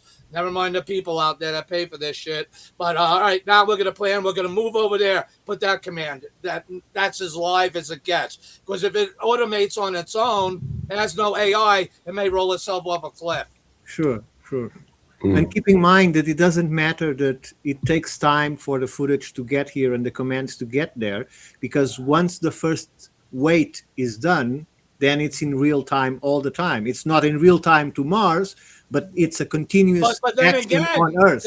then again, that's what we're being told. Their communication systems, I'm sure, are far more superior than must be by now, since the late 80s, 90s, early 2000s to now. But they have enough satellites, line of sight communications, all that shit. Like when the craft went behind the moon, oh, we're going to lose radio signal. Not by our secret fucking probes out there keeping constant communication and light speed. And you know what I'm saying? Or who knows? There may be an automation protocol. We just don't know based on the science they're telling us that's being used. Does that make sense? If they created an AI protocol to drive the rovers, they would be proud enough to tell us, "Look, we have this new AI program They that plan on identifies doing funny that. things." And Right, They, but they the plan on doing that with the next rover. The Curiosity rover was landed in 10 years ago. They didn't have AI then, so someone's driving They this do. thing. They do plan on using it, and one of the next rovers coming up. Sure, So, but to some there's a degree. human being saying, "Go to this coordinate, go to that Right. coordinate." They scan the landscape, see where it's not going to get stuck. But they could zoom in on everything as they do. That's why they don't care about us. They're not giving us the X files. Can they zoom in? Do these cameras zoom in? Yeah. Yeah. They got zoom capabilities. Are you kidding me? They're not even giving us the highest resolution shit that they did. John, remember years ago? The pictures were better, crisper. They were full resolution. And then what happened? What happened? Oh, well, we lessened in degrees with pyramidized tips and shit like this. Either way, it's called diminishing. But whatever. We remember, right, John? Yep. The Mars Global Surveyor photographs are better than the high-rise in some Every circumstances. single one, and Wow. especially the landings. Curiosity, Spirit, same crap. We had Yeah. good ones, but then they would always make them less of them, and you see a bunch of JPEG art. It was disgusting, man. It was disgusting. All right, But that's guys. the politics. We're at 3 hours here, so we got to wrap it up. But I want to thank everyone for joining in and take a look at this stuff. Gary, thanks for joining us today and giving us a chance to talk about your discoveries. It's amazing stuff, and like I said, there's a lot more On from us Gary all we'll get into now. later. Yep. So, anyway, thank you guys. All right. I want to give everybody an opportunity to say good night, and I'll let you go first because it's late, super late there in Poland.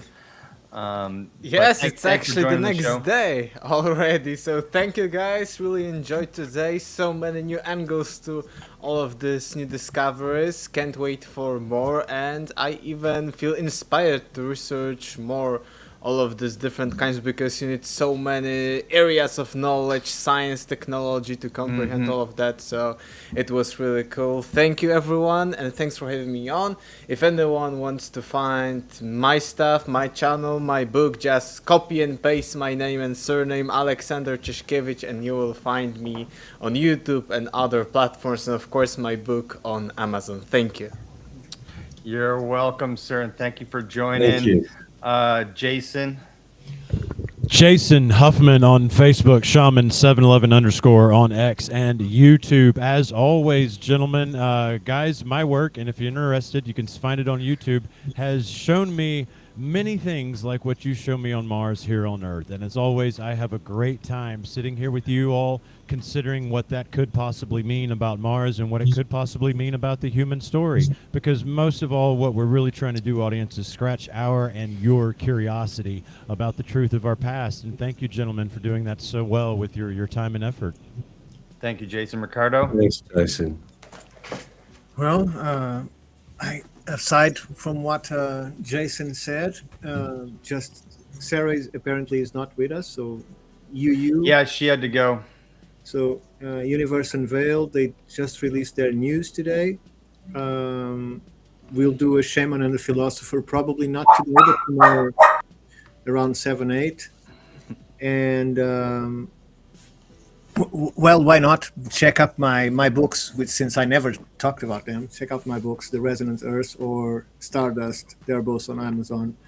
And you can find me on X on Ricardo Calvary 1. So, and thank you very much for having us and for having me, and thank you for all your research. Outstanding. Jean? Thanks, everybody. You can find me. I've got a website, megalithic.mars.com, Jean Ward on YouTube, and Jean Ward Mars on X. Thanks, everybody. Brian? Yeah, if Mars, like I say, if Mars disclosure is new to you, for those people who haven't heard any of this stuff, I encourage you to watch my documentary, Blue Planet Red, and I've got a continuing series on YouTube titled the same thing, Blue Planet Red, where I highlight the great work of people like Jean Ward, Gary Legier, and dozens of many other people that you probably never heard of, but their work needs attention. Thanks, Brian. Fantastic. Yeah, my big takeaway from today was those fossils that look like marine life. That just pisses me off that I didn't know about that. And it just goes to show you that, like Ricardo was saying, they are taking pictures of this stuff. They're just not showing it to us, because you would, if you saw it, like you saw something cool on Earth, you'd take a picture of it, right? I mean, it's just human curiosity. Megan and I drop weekly shows on Fridays, outstanding interviews with all kinds of interesting people. Oleg Alexander Cheskovich there does the editing for us. We're really proud of our show, and we really appreciate anyone who's already subscribed. But if you haven't subscribed yet, we'd love that. Megan, any final words? Just many thanks for all the deeper layers we're diving into. You guys bring something new and exciting every week. Always a special shout out to the chat. You guys are on fire. And an extra special thank to Dave this week because we had some login issues. So he was manning the post and doing my job while I just got to sit back and enjoy. So thanks for that, Dave. It happens. And yeah, chat. Thank you so much. Couple of super chats in there, probably for Jean. He deserves it. Look, light, love, truth. Have a great, wonderful evening and rest of your week. Good night, everyone. Thanks for hosting the show, Dave. Cheers, everyone. You're welcome.